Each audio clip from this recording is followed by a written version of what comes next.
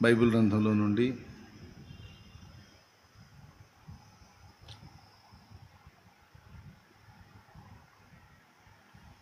ఆదికాండం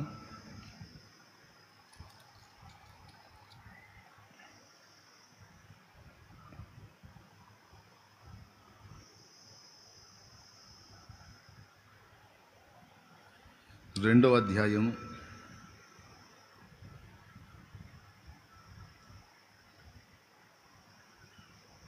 18వ వచనం నుంచి చదువుదాం. మరియు దేవుడైన యెహోవా, నరుడు ఒంటరిగా నుండుట మంచిది కాదు, వానికి సాటి అయిన సహాయమును వాని కొరకు చేయుదుననుకొనెను. తరువాత దేవుడైన యెహోవా ప్రతి భూజంతువును ప్రతి ఆకాశ పక్షిని నేల నుండి నిర్మించి ఆదాము వాటికి ఏ పేరు పెట్టునో చూచుటకు అతని యొద్దకు వాటిని రప్పించెను. జీవము గల ప్రతి దానికి ఆదాము ఏ పేరు పెట్టెనో ఆ పేరు దానికి కలిగెను. అయినను ఆదామునకు సాటి అయిన సహాయం అతనికి లేకపోయెను. అప్పుడు దేవుడైన యెహోవా ఆదామునకు గాఢ నిద్ర కలుగజేసి అతడు నిద్రించినప్పుడు అతని ప్రక్కటెముకలలో ఒక దానిని తీసి ఆ చోటును మాంసముతో పూడ్చివేసెను. తరువాత దేవుడైన యెహోవా తాను ఆదాము నుండి తీసిన ప్రక్కటెముకను స్త్రీనిగా నిర్మించి ఆమెను ఆదామునొద్దకు తీసుకొని వచ్చెను. అప్పుడు ఆదాము ఇట్లనెను, నా ఎముకలలో ఒక ఎముక, నా మాంసములో మాంసము. ఇది నరునిలో నుండి తీయబడిన గనుక నారి అనబడును. చిన్న మాట ప్రార్థన చేసుకుందాం. ప్రేమ కలిగిన మా మహాపరిశుద్ధ తండ్రి, ఘనుడవగు దేవా, నీకు స్తోత్రము. ఈ ఆదివారం ఉదయకాలము మొదటి కోటలో మమ్మల్ని అందరినీ సమకూర్చి ఇంతసేపు జరిగిన కార్యములన్నిటిలో నీ సన్నిధి ఉంచినందుకు స్తోత్రము. నీ బలహీన దాసుడు నీ పక్షమును నిలిచి మాట్లాడనై ఉండగా నీ దాసునితో మా అందరితో నీవే మాట్లాడు. ఉపదేశాన్ని అడ్డగింపజూసే సైతాను, దురాత్మ, దెయ్య అంధకార శక్తుల ప్రభావం యేసు క్రీస్తు నామములో బంధిస్తున్నాం. పూర్తిగా మీరే అధ్యక్ష స్థానమందుండి నాతో మాతో మాట్లాడుమని విశ్వాసమును బట్టి మాట్లాడినందుకు ముందే కృతజ్ఞతలు చెల్లిస్తూ యేసు నామములో నిన్ను మహింపరుచుకుంటున్నాం తండ్రి, ఆమేన్. మన ప్రార్థన విని మనతో మాట్లాడుతున్న దేవునికి విశ్వాసంతో స్తోత్రాలు చెప్దాం.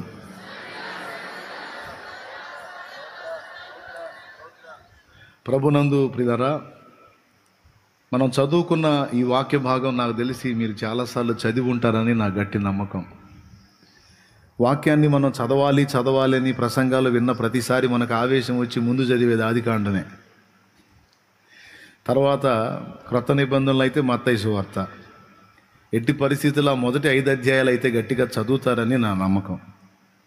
ఇక మిగిలిందంతా మీరు కొంతమంది పట్టుదలగా చదివేవాళ్ళు ఉన్నారు, కొంతమంది చెంచల మనస్కులు ఉంటారు.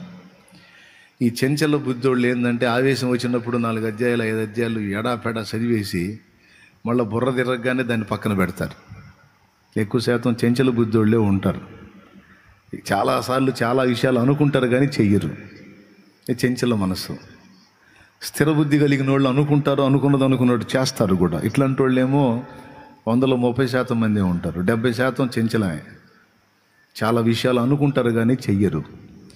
సరే, స్థిర బుద్ధి కలిగిన వాళ్ళు చెంచలులు కూడా చదివే పుస్తకాలు ఏవైనా ఉన్నాయంటే ఆదికాండం అండ్ మత్తయి సువార్త. ఆవేశం వచ్చినప్పుడల్లా వాళ్ళు ముందు తీసి ఈ రోజు నుంచి మొదలు పెట్టాలి అని మొదలుపెట్టి చదివేది అయ్యి అక్కడి నుంచే. కాబట్టి ఇప్పుడు నేను చదివించినటువంటి ఈ వచనం మీ అందరికీ సుపరిచితం. మరియు పెళ్ళిళ్ళకి, క్రైస్తవ వివాహాలకు వెళ్ళినప్పుడు ఖచ్చితంగా పాస్టర్లు చదివిస్తారు. నరుడు ఒంటరిగా నుండుట మంచిది కాదు, అతనికి సాటి అయిన సహాయమును అతని కొరకు చేయుదునని దేవుడైన యెహోవా అనుకున్నాడు అని. ఇప్పుడు చదివించిన దీనిలో చాలా సందేశాలు ఉన్నాయి. నేను చదివించిన వచనాల్లో చాలా సందేశాలు ఉన్నాయి. అయితే 2 మీ దృష్టికి తీసుకొస్తాను, బాగా వినండి. మొట్టమొదటిది ఏంటంటే, బైబిల్లో ఆదాము అనే పేరు 2కి ఉంది. బైబిల్లో ఆదాము అనే పేరు ఇద్దరికి ఉంది. ఆదికాండంలో దేవుని చేతులతో నిర్మించబడిన ఆదాము ఒకడు. క్రొత్త నిబంధనలో కడపటి ఆదాము అని ఇంకొక ఆయనకి పేరుంది. ఎవరో ఆ కడపటి ఆదాము? డౌట్ ఏమన్నా ఉందా? సరే, ఎక్కడుంది? యేసయ్య అన్నారు. అది ఎక్కడుంది? 3 అంకెలు లెక్క పెడతా, దమ్ముంటే సై. 3 అంకెలు లెక్క పెడతా. మీరు బైబిల్ తెగ చదువుతారుగా. మొదటి ఆదాము చదువు, చెప్పునారా? మొదటి ఆదాము ఆదికాండం 1వ అధ్యాయపు చివరలో నిర్మించబడ్డాడు. 1 కొరింథీ 15:45 చూడండి ఒకసారి. ఇందు విషయమై ఆదామును మొదటి మనుషుడు జీవించు ప్రాణి ఆయనని వ్రాయబడి ఉన్నది. వాళ్ళని దీని ఒకసారి రిఫరెన్స్ చదివి చెప్పాలి పెద్దోడా. 1 కొరింథీ పత్రిక 15వ అధ్యాయం, మనసులో చదువుకో. 1 కొరింథీ పత్రిక 15వ అధ్యాయం 45వ వచనం. అది ఇందు విషయమై ఆదామును మొదటి మనుషుడు జీవించు ప్రాణి ఆయనని వ్రాయబడి ఉన్నది, జీవింపజేయు ఆత్మ ఆయను. అది కడపటి ఆదాం. మొదటి ఆదాం ఒకడు ఉన్నాడు, కడపటి ఆదాం ఒకడు ఉన్నాడు. ఇప్పుడు మీరు చదివిన వచనం, ఇందాక చదివిన వచనమే మొదటి ఆదాం. ఇక్కడ కడపటి ఆదాం కనపడుతున్నాడు. ఇప్పుడు అసలు బైబిల్ మొత్తం 2 ముక్కల్లో చెప్పాలంటే ఎలా చెప్పాలో మీకు చెబుతా. కొంతమంది బైబిల్ స్కాలర్స్ ఉన్నారు, పండితులు. ఈ దరి నుంచి ఆ దరి దాకా చదివి చాలా విషయాలు మాట్లాడతారు. మంచిది, మనకు అవసరం, తప్పు లేదు. బైబిల్ గురించి 2 ముక్కల్లో చెప్పవయ్యా అని నేను ఎవరైనా అడిగితే ఎలా చెప్పాలో చెబుతా. జాగ్రత్తగా వినండి. ఇది మొదటి సందేశం.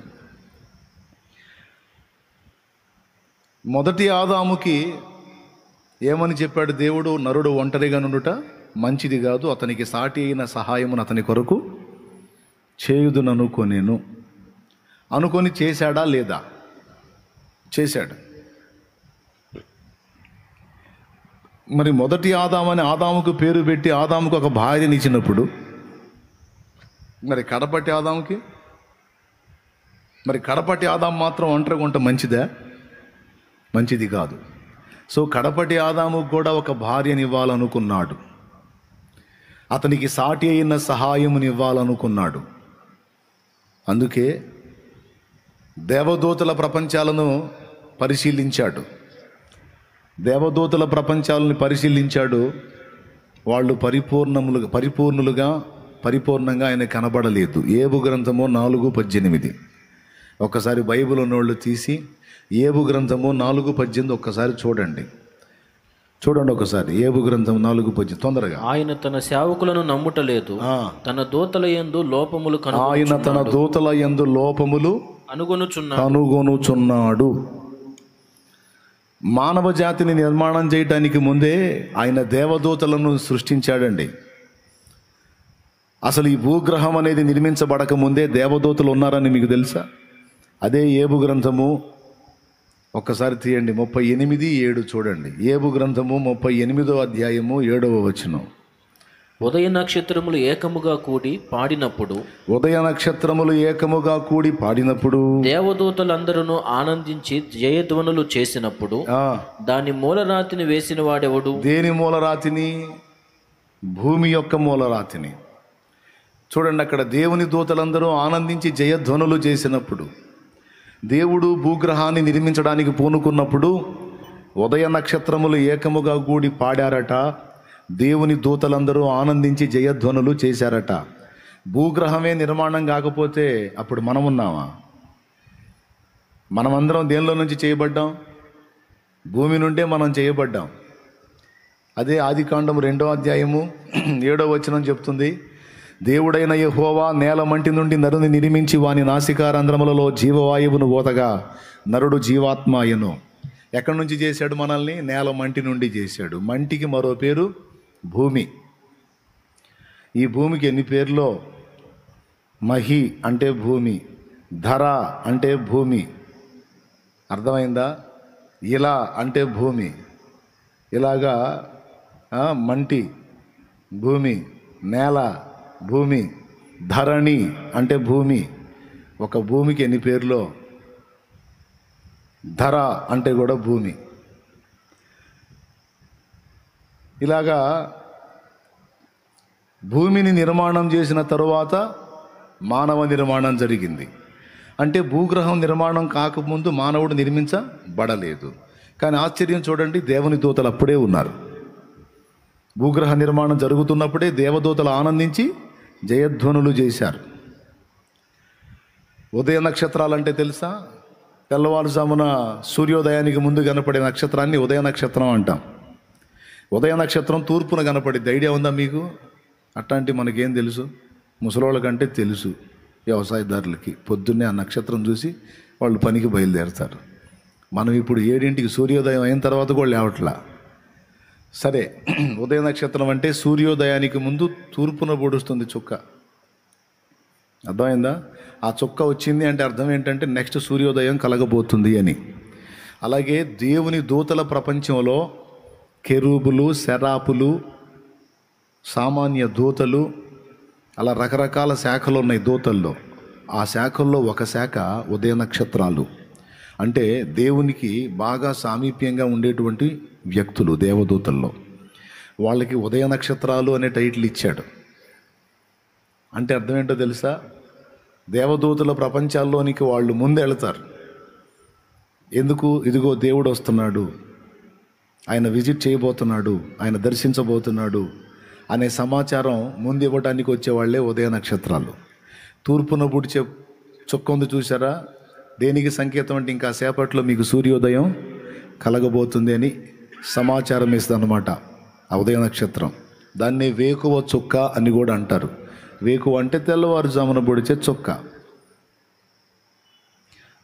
ఈ చుక్క కనిపించిన తర్వాత సూర్యోదయం ఎలాగా కనబడుతుందో అలాగున్న దేవదూతలలో ఒక శాఖ ఉన్నారు. వాళ్ళకి ఉదయ నక్షత్రాలని పేరు, వేకువ చుక్కలని పేరు, తేజో నక్షత్రాలని పేరు. వీళ్ళు దేవుని గూర్చినటువంటి సమాచారం ఆయా దూతల ప్రపంచాల్లో ముందే ఇస్తారన్నమాట. ఇదిగో తండ్రి వస్తున్నాడని. దేవునికి మహిమ. ఏంది చెప్పలేదు? జాగ్రత్తగా వినండి. మీరు కాస్త వాక్యాన్ని తీసుకోగలిగే సత్తా ఉన్నోళ్ళని ఎన్ని చెప్తున్నాను. సెకండ్ ఆరాధనలో వచ్చేవాళ్ళు కాస్త జూనియర్లు, అసలు ఏం తెలియని వాళ్ళు, కాస్త కూస్త తెలిసిన వాళ్ళు, 2 రకాల వాళ్ళు ఉంటారు. ఇప్పుడు వచ్చేవాళ్ళు, తెల్లవారుజామున వచ్చేవాళ్ళు కాస్త సీనియర్స్ అని నా నమ్మకం. అందుకే ఈ విషయాలు అందిస్తున్నా. వాక్యం చెప్పేటప్పుడు వినేవాళ్ళ వయసు కూడా చూసుకొని చెప్తా. ఏదో నాకు తెలిసిన వేదాంతం అంతా చెబితే వినేవాళ్ళకి మెంటలు ఎక్కిద్ది. ఏం చెబుతున్నావురా బాబా, నీ స్వాప్ ఏందిరా నాయన అని. కాబట్టి నేను అట్లా ఇబ్బంది పెట్టే రకం కాదు. మీ స్థాయిని బట్టి మీకు అందిస్తా వర్తమానం. స్తోత్రం చెప్పండి. అంటే మానవ జాతి నిర్మాణం కాకముందే దేవుని దూతలు ఉన్నారన్నమాట.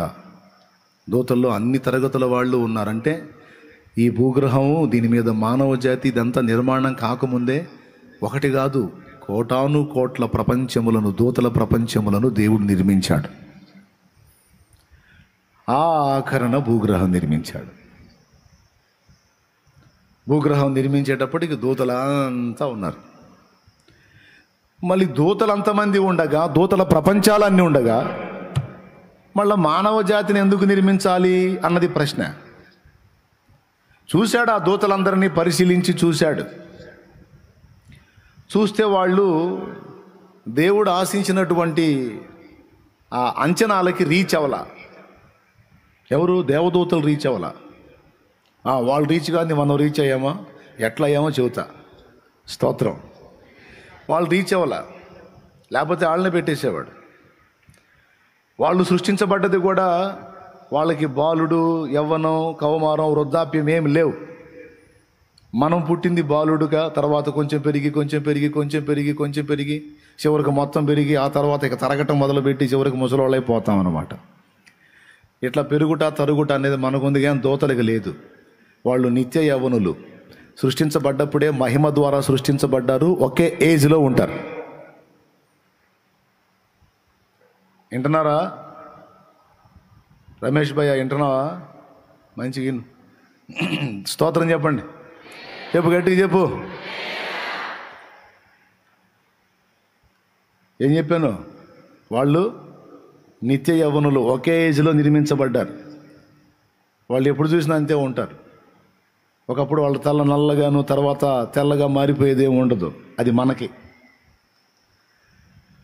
మనకు కూడా ఆదాం పాపం చేయకపోతే మారేది కాదు. ఆదాం పాపం చేసేసరికి నల్ల తల కాస్త తెల్లతల అయిపోతుంది. అంటే మరణానికి అనుకూలంగా బాడీ మారిపోతుంది. అదే ఆదాం ఆ పని చేయకపోయినట్టే ఆ పరిస్థితి మనకు కూడా ఉండేది కాదు. ఆదాం కూడా ఇప్పటికీ ఉండేవాడు భూమి మీదే. సరే, అది పక్కన పెడదాం. దేవదూతల ప్రపంచాన్ని చాలా నిర్మాణం చేశాడు ఆయన. చేసి అన్నిటిని పరిశీలించాడు, అందరిని పరిశీలించాడు. కానీ దేవుడు అనుకున్న అంచనాలకి వాళ్ళు రీచ్ అవ్వాల. ఎందుకంటే తన కుమారుణ్ణి తనలో ఒక భాగమై ఉన్న అద్వితీయ కుమారుణ్ణి దేవదూతల మధ్యలోకి ఒక దూతలాగే పంపాడు. యేసు ప్రభు ఇటు దూతలలో దూతగా ఉండగలడు, అటు దేవునిలోనికి వెళ్ళి దేవుడిగా ఉండగలడు. ఈ సౌకర్యం యేసు ప్రభువుకుంది. అలా ఉండకపోతే దేవుని తత్వం దూతలకు అర్థం కాదు. ఎందుకంటే ఆయన అగోచరుడు, దూతలకు కూడా అర్థం కాడు. యెషయా గ్రంథం 6వ అధ్యాయంలో శరాపులు ఆయనకు పైగా నిలిచి ఉండిరి అని రాస్తుంది. కానీ వాళ్ళు ఎలా ఉన్నారో తెలుసా? 2 రెక్కలతో ఎగురుచు, 2 రెక్కలతో ముఖాన్ని కప్పుకుంటూ, 2 రెక్కలతో కాళ్ళని కప్పుకుంటూ వాళ్ళు దేవుని సన్నిధిలో ఉన్నారు. దేవునికి స్తోత్రం చెప్పండి గట్టిగా. వాళ్ళు 2 రెక్కలతో ఎగురుతూ, 2 రెక్కలతో ముఖాన్ని కప్పుకుంటూ, 2 రెక్కలతో కాళ్ళని కప్పుకుంటూ దేవుని సన్నిధిలో ఉన్నారట. అంటే అరే, దేవుని సింహాసనం దగ్గరే ఉన్నారు, కానీ దేవుని ముఖాముఖి చూడలేని స్థితిలో ఉన్నారు. దేవునికి దగ్గరలోనే ఉన్నారు, కానీ దేవుని యొక్క స్వభావ స్వరూప దర్శనాన్ని చూసే పొజిషన్ వాళ్ళకి లేదు. అర్థం కారు. ప్రభు తండ్రి అయిన దేవుడు వాళ్ళకి అర్థం కావాలంటే వాళ్ళంతటా వాళ్ళు అర్థం చేసుకోలేరు. అందుకని ఏం చేశాడో తెలుసా? తండ్రి తనలో ఒక భాగమై ఉన్న కుమారుని మనుషుల మధ్యలోనికి ఒక మనిషిగా పంపించినట్టే ఇక్కడికి రావడానికి ముందు దేవదూతల మధ్యలోనికి ఒక దూతగా పంపించాడు. ఆయన దూతల మధ్యలో ఫస్ట్ సంచరించాడు. ఉదయ నక్షత్రం, తేజో నక్షత్రం, వేకువ చుక్క అనే పేరు ఉన్నాయని చెప్పాను చూడు. ఆ ఉదయ నక్షత్రం అనే పేరు యేసయ్యకు కూడా ఉంది. వేకువ చుక్క అనే పేరు యేసయ్యకు కూడా ఉంది. అలాగే యెహోవా దూత అనే పేరు కూడా యేసయ్యకు ఉంది. తెలుసా మీకు ఈ సంగతి? చూడండి, ప్రకటన గ్రంథము 22వ అధ్యాయము 16వ వచనం ఒక్కసారి బైబిల్ తీసి చూడండి. యేసు ప్రభువే తన గురించి తాను చెప్పుకుంటున్నాడు. సంఘముల కోసరము ఈ సంగతులను గూర్చి మీకు సాక్ష్యం ఇచ్చుటకు యేసు అను నేను నా దూతను పంపియున్నాను. నేను దావీదు వేరు చిగురును సంతానమును ప్రకాశమానమైన వేకువ చొక్కునై ఉన్నాను. అదుగో, నేను దావీదు వేరు చిగురును సంతానమును ప్రకాశమానమైన వేకువ చుక్కనై ఉన్నానని యేసు ప్రభు తన గూర్చి తానే చెప్పాడు. ఆయన ఏమై ఉన్నాడట? వేకువ చుక్కై ఉన్నాడట. దేవునికి మహిమ. అయితే ఈ వేకువ చుక్క ఈ ఒక్కడే కాదు, యేసు ప్రభువే కాదు, ఇంకొకడు కూడా ఉన్నాడు. యెషయా గ్రంథము 14వ అధ్యాయము 12వ వచనం.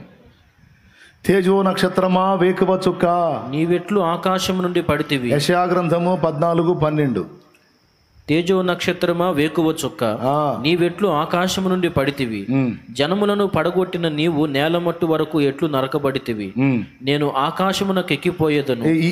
ఈ తేజో నక్షత్రం ఈ వేకువ చుక్క అనుకున్నాడట, నేను ఆకాశమునకు ఎక్కిపోతాను, దేవుని నక్షత్రములకు పైగా నా సింహాసనమును హెచ్చింతును, ఉత్తర దిక్కునున్న సభాపర్వతం మీద కూర్చుందును, మేఘ మండముల మీదకి ఎక్కుతును, మహోన్నతునితో నన్ను సమానునిగా చేసుకొందును అని నీవు మనసు అనుకుంటువి కదా. ఎవరితను? ఇప్పుడు మనం సైతాను, సాతాను, అపవాది అని ఎవరిని తిడుతున్నావు వాడు. వీడి హోదా కూడా వేకువ చుక్కే. అర్థమైందా? అర్థం కాలేదా? తమ్ముడు అర్థమవుతుందా? కొంచెం స్పందించండి అయ్యా. వీడి హోదా కూడా వేకో చొక్కే. ఇలాంటి వాళ్ళు ఇంకొంతమంది ఉన్నారు. వాళ్ళలో యేసు ప్రభు కూడా ఒకడుగా ఉన్నాడు. తండ్రిలో ఉండి ఆరాధనను అందుకోగలడు, దూతలలోకి వచ్చి ఆరాధించనుగలడు. తండ్రిలో ఉండి స్తుతులను గైకొనగలడు, మళ్ళా మన మధ్యలోనికి వచ్చి మనతో పాటు కలిసి తండ్రిని స్తుతించనుగలడు. ఇది యేసయ్యకున్న సౌలభ్యం, సౌకర్యం. ఇప్పుడు దేవుని మనసు మనకు తెలియాలంటే ఎవరు రావాల్సి వచ్చింది? యేసయ్యే రావాల్సి వచ్చింది. చాలామంది ప్రవక్తలు వచ్చారు, కానీ దేవుని తత్వాన్ని పూర్తిగా ఎరిగించిన వారు, ఆ తత్వాన్ని పూర్తిగా వ్యక్తపరిచిన వారు, అలా జీవించిన వారు ఎవరు లేరు. యేసుకు సాటి అయిన వారు. దేవుని తత్వం, ఆయన ప్రేమ, ఓర్పు, సహనం, త్యాగం, సమస్త సద్గుణాల మూట దేవుడు. ఆయన సద్గుణాలన్నీ కూడా మనకి క్రియలో చూపించిన ఏకైక వ్యక్తి ప్రభువు అయిన యేసు క్రీస్తు. ఆయన కానీ వచ్చి జీవించకపోతే భూమి మీద దేవుడు ఏమై ఉన్నాడో, ఎలా ఉన్నాడో, ఆయన తత్వం ఏంటో ఎప్పటికీ మనకు అర్థమయ్యేది కాదు. ఒక దేవుడు అనేవాడు ఎలా ఉంటాడో, ఆయన వ్యక్తిత్వం ఎంత సౌందర్యవంతంగా ఉంటుందో, ఆయన రాజసం ఎలా ఉంటుందో, ఆయన నీతి, పరిశుద్ధత, న్యాయ విధి, త్యాగగుణం, ప్రేమతత్వం మొదలైన లక్షణాలన్నీ ఎలా ఉంటాయో యేసులో మనకు తెలిసింది. ఒకవేళ యేసు మన మధ్యలోనికి వచ్చి అది జీవించకపోతే ఆ జీవితాన్ని సత్యన మనకు తెలిసేది కాదు, ఆయన తత్వం. దీన్ని స్వామి వివేకానందుల వారు కూడా చెప్పాడు. పరబ్రహ్మ తత్వమును మనకు ఎరిగించుటకు మానవ రూపంలో క్రీస్తు వచ్చాడు అని. పరమ పితను మనం తెలుసుకోజాలం, పరమ పుత్రుని మాత్రమే తెలుసుకోగలం. మానవ రూపంలో క్రీస్తు మూలంగా మాత్రమే మనం బ్రహ్మాన్ని గాంచగలం అన్నాడంటే ఆ పరమందున్నటువంటి తండ్రిని కుమారుడి ద్వారా మనం తెలుసుకోగలం తప్ప ఈయన లేకపోతే మన వల్ల కాదని తేల్చాడు స్వామి వివేకానందుల వారు ప్రబోధ రత్నాకరం అనే పుస్తకంలో మొదటి పేజీలో, ఫస్ట్ పేజీ. అదిగో చూడండి, పరమ పితను మనం తెలుసుకోజాలం, పరమపుత్రుణ్ణి మాత్రమే తెలుసుకోగలం. మానవ రూపంలో క్రైస్తవ మూలంగా మాత్రమే బ్రహ్మాన్ని గాంచగలం. అంటే చాలామంది మహానుభావులు భూమి మీదకి వచ్చి జీవించారు, మనుషుల చేత గొప్పగా ప్రసిద్ధిగాంచారులే, కానీ దేవుని యొక్క పరిపూర్ణత్వాన్ని మాత్రం చూపినోడు ఒక్కడు లేడు. మహానుభావులు, మహాతల్లులుగా మనుషుల చేత పూజలు అందుకుంటున్న వాళ్ళు చాలామంది ఉన్నారు, కానీ దేవుని యొక్క పరిపూర్ణ వ్యక్తిత్వాన్ని మనకు చూపిన ఒకే ఒక్క వ్యక్తి ప్రభు అయిన యేసుక్రీస్తు అని నేను కాదు, బైబిల్ కాదు, స్వామి వివేకానందుల వారు సాక్ష్యం ఇచ్చాడు. ఎంత గొప్ప సంగతి ఇది! ఒకవేళ క్రీస్తు రాకపోతే దేవుడు మనకు అర్థమయ్యేవాడు కాదట. ఎంతమందికి అర్థమైంది ఇప్పటి వరకు? చాలా వందనాలు. తెల్లవారుజాము మైండ్లు ఫ్రెష్గా ఉంటాయి, అందుకని ఈ అంశం ఎత్తుకున్నా. స్తోత్రం. ఇంకాసేపు ఆగితే గలిబిలు అయిపోతాయి. తెల్లవారుజాము బాగా నిద్రపోయిపోయి ఉంటారు కనుక మెదళ్ళు సరిగ్గా పనిచేస్తాయి అన్నమాట. బాగా వినండి. మానవ జాతిలోనికి ఆయన మానవుడిగా వచ్చాడు. ఇక్కడ మానవ జాతిలోనికి మానవుడిగా రాకముందు దేవదూతల ప్రపంచంలోనికి దూతగా వెళ్ళాడు. దూతగా వెళ్ళి దూతల మధ్య ఒక దూతగా వ్యవహరించాడు. అక్కడికి వెళ్తాడు, తండ్రి దగ్గరికి వెళ్తాడు, మళ్ళీ దూతల దగ్గరికి వస్తాడు. మళ్ళీ దూతల్లో ఒక దూతగా ఆరాధిస్తాడు తండ్రిని. ఇప్పుడు మనుషుల్లోకి వచ్చి మనిషిగా బతికితే మనుషులంతా ఏమనుకున్నారు? మీరు ఆన్సర్ చేయండి. ఆయన మనుషుల్లోకి వచ్చి ఒక మనిషిగా బతికితే మనుషులంతా ఆయన దేవుడు అనుకున్నారా, మనిషి అనుకున్నారా? ఇతడు వడ్లవాణి కుమారుడు కాడా? ఇతని తల్లి పేరు మరియ కాదా? ఇతడు వడ్లవాణి కుమారుడు యోసేపు కుమారుడైన యేసు కాడా? ఇతని సోదరులందరూ సీమోను, యోదా, యాకోబు, యోసేపు అను నలుగురు అన్నదమ్ములు మనకు తెలుసుగా. మన మరియమ్మ కొడుక మన యేసు. మనకెందుకు తెలియదు? చెక్క పని చేస్తాడు అబ్బాయి, వాళ్ళ నాన్న చెక్క పని చేస్తాడు, వడ్రంగం పని చేస్తాడు, ఆయన కొడుకు గదు అనుకున్నారు. మనుషులలో ఒక మనిషిగా వచ్చి మనిషిలా బ్రతుకుతుంటే ఆయన దేవుడని గుర్తించలేదు, మనుషుడు అనుకున్నారు. అలాగే దూతలలోకి వెళ్ళి ఒక దూతగా తండ్రిని ఆరాధిస్తా దూతలలో దూతగా తిరుగుతుంటే అక్కడ వాళ్ళు ఏమనుకున్నారంటే ఒక దూత అనుకున్నారు. మనబోటివాడు, మన వంటివాడు. కాకపోతే కొంచెం పైకి ఆడరు. ఆ స్థాయిలోకి ఆ ఒక్కడే కాదు, ఏసే కాదు, ఇంకా కొంతమంది వెళ్ళారు. వాళ్ళలో లూసిఫరు ఒకడు, సాతాను కూడా ఒకడు ఉన్నాడు. వాడు కూడా వేకువ చుక్క. చెడిపోకముందు వాడు మంచి పనులు చేశాడు, వాడు బాగానే ఆరాధించాడు. ఆ చెడుతనం రాకముందు ఆ గర్వం, ఆ అహం, నేనేం తక్కువ కాదనే అహం వాళ్ళు మేలుకొనక మునుపు వాడు మంచిగానే దేవుడిని ఆరాధించాడు. వాడు ఒక దోతే. ఇప్పుడు దెయ్యాలు అని దడుచుకొని సత్తనం చూడు. ఈ దెయ్యాలు ఏందో తెలుసా? ఆ దెయ్యాలు కూడా దోతలే. అందుకే దెయ్యాలు సైతం దేవుడికి గడగడలాడతాయి. నువ్వు చేతబడి చెప్పు, చిల్లంగి చెప్పు, బాణామతి చెప్పు, ఎన్ని రకాల ప్రయోగతంతులు చెబుతావో చెప్పు, ఆ ప్రయోగతంతుల్లో ఉపయోగించే దెయ్యాలన్నీ దోతలే. అవన్నీ దేవుని కింద దాసులే. ఆయన సెలవు లేకుండా అవి మనల్ని అటాక్ చేయడానికి అస్సలు ఛాన్స్ లేదు. అన్ని దోతలే అవన్నీ. నువ్వు కావాలంటే దెయ్యం పట్టిన మనిషి దగ్గరికి వెళ్ళి, ఏం పేరు నీ పేరు అంటే, నా పేరు పొల్లమ్మ అంటది. నోరు మొయ్యి. పొల్లమ్మ చచ్చి చానాళ్ళు అయింది. పొల్లమ్మ పాతాళానికో పరదైసుకో పోయింది. పొల్లమ్మ పేరు అడ్డం పెట్టుకొని తిరుగుతున్నావు. నువ్వు పడద్రోయబడిన దేవదూతవని నాకు తెలుసు. నోరు ముయ్యను. దెబ్బకు నోరు మూసిద్ది. అది నువ్వు పడద్రోయబడిన దేవదూతవి. నువ్వు, నీ బతుకు తెలుసు, నీ చరిత్ర అంతా బైబిల్లో రాసింది. నోరు ముయ్ అను, ఇంకంతే మూసిద్ది నోరు. నువ్వు పొల్లమ్మ పేరు అడ్డం పెట్టావు. పొల్లమ్మ చరిత్ర అంతా మాకు తెలుసు. పొల్లమ్మ చచ్చి పాతాళానికో పరదైసుకో పోయి ఉంటుంది. భూమి మీద పొల్లమ్మ తిరిగే ఛాన్స్ లేదు. నువ్వెవరువో నాకు తెలుసు. నువ్వు పడద్రోయబడిన, చెడిపోయిన, పాపముతో నిండిపోయిన, దేవ వ్యతిరేకమైన దేవదూతవి. నువ్వు దూతవి. నీ బతుకు తెలుసని నువ్వు మాట్లాడేది నోరు మూసిద్దంతే. వాస్తవం నేను చెప్పేది. పాపము సాతానులోనికి ప్రవేశించక మునుపు అతడు మంచి ఆరాధకుడని యెహెజ్కేలు గ్రంథం 28వ అధ్యాయం సాక్ష్యం ఇచ్చింది. చదవటానికి టైం చాలదో, జస్ట్ రిఫరెన్స్ రాసుకొని ఇంటికి పోయి చదువు. నీవు దానియేలు కంటే జ్ఞానవంతుడవు, నీకు మరుగైనది ఏది లేదంటాడు దేవుడు వాని గురించి రాస్తూ. చాలా విషయాలు మాట్లాడాడు సాతాను గురించి అక్కడ. కాలుచున్న రాళ్ల మధ్య నీవు సంచరించుచూ ఉన్నావు, నువ్వు ఫలానా ప్లేస్లో ఉన్నావు, నీ కేడర్ ఇది అని దేవుడు వాని గురించి మాట్లాడాడు. పాపముని యందు కనబడు వరకు నీవు అన్ని విషయాలలో పద్ధతిగా ఉన్నావు, పాపం ప్రవేశించింది, చెడిపోయావని తర్వాత మాట్లాడతాడు. ప్రవచనాత్మకంగా సాతానును గూర్చినటువంటి సందేశం అక్కడ ఉంది. మానవ జాతిని నిర్మించక ముందు దేవుడు దేవదూతల ప్రపంచాలు నిర్మించాడని చూపించా. ఆ దూతల ప్రపంచాల్లోనికి యేసు ఒక దూతలాగా ప్రవేశించాడని చూపించా.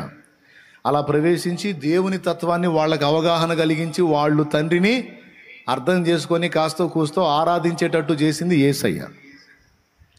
వాళ్ళేమనుకున్నారంటే మనలో ఒకడు అనుకున్నారు. ఒకరోజు దేవుడు సడన్గా యేసును హెచ్చించాడు. వింటున్నారా? ఏమని హెచ్చించాడు? ఇదిగో ఈయన నాలో ఒక భాగం, నా అద్వితీయ కుమారుడు, జనితైక కుమారుడు. మీరందరూ దూతలారా, మీలో ఒక దూతలాగున్నాడని ఆయనను తక్కువ అంచనా వేయవద్దు. ఆయనకు మీరందరూ కూడా నమస్కారం చేయడానికి ఆయన నమస్కార పాత్రుడు, ఆయన వందన పాత్రుడు, స్తోత్రార్హుడు. దూతలారా, మీరందరూ ఆయనకు సాగిలపడాలి, ఆయన్ని గౌరవించాలి. మీలో ఒక దూతలాగా ఉన్నాడని తక్కువ అంచనా వేయవద్దు. ఆయన నా అద్వితీయ కుమారుడు అని దేవుడు సర్టిఫై చేశాడు. ఇప్పుడు భూమి మీద కూడా చూడండి, కుమారుడేమో తండ్రిని హెచ్చిస్తాడు, తండ్రి ఏమో కుమారుణ్ణి మయంపరుస్తుంటాడు. ఇది మనకు తెలుసు కదా? తెలీదా? బైబిల్ చదవండి ప్లీజ్, బైబిల్ చదవండి. బాప్తీసం తీసుకుని ఒడ్డుకు వచ్చినప్పుడు తండ్రి ఏమన్నాడు? బాప్తీసం తీసుకొని ఒడ్డుకు వచ్చినప్పుడు, యేసు ప్రభు నీళ్ళలోంచి ఒడ్డుకు వచ్చినప్పుడు తండ్రి ఆకాశం నుంచి స్వరంతో మాట్లాడాడు. ఏమన్నాడు? ఈయన నా ప్రియ కుమారుడు, ఈయన యందు నేను ఆనందించుచున్నానని కుమారుణ్ణి మయంపరిచాడు. రూపాంతరం కొండ మీద రూపాంతరం చెందుతున్నప్పుడు పేతురు, యోహాను, యాకోబులతో తండ్రి స్వరం వినబడి ఏం మాట్లాడింది? ఈయన నా ప్రియ కుమారుడు, ఈయన యందు నేను ఆనందించుచున్నాను, ఈయన మాట వినుడి. కుమారుడేమో తండ్రిని మయంపరుస్తుంటాడు. నాదేం లేదు, అంతా ఆయన చిత్తమే అంటుంటాడు ఈయన. నన్ను నేను మయంపరుచుకున్నట్టుకు రాలేదు, నన్ను పంపిన వాని మహిమను వెతుకుటకు నేను వచ్చానంటాడు. నన్ను పంపిన వాని మయంపరచని నేను వచ్చానంటాడు. యోహాను సువార్త చదివితే తెలిసిద్ది. నా మహిమను నేను వెతకట్లేదు, నన్ను పంపిన వాని మహిమను వెతుకుతున్నాను.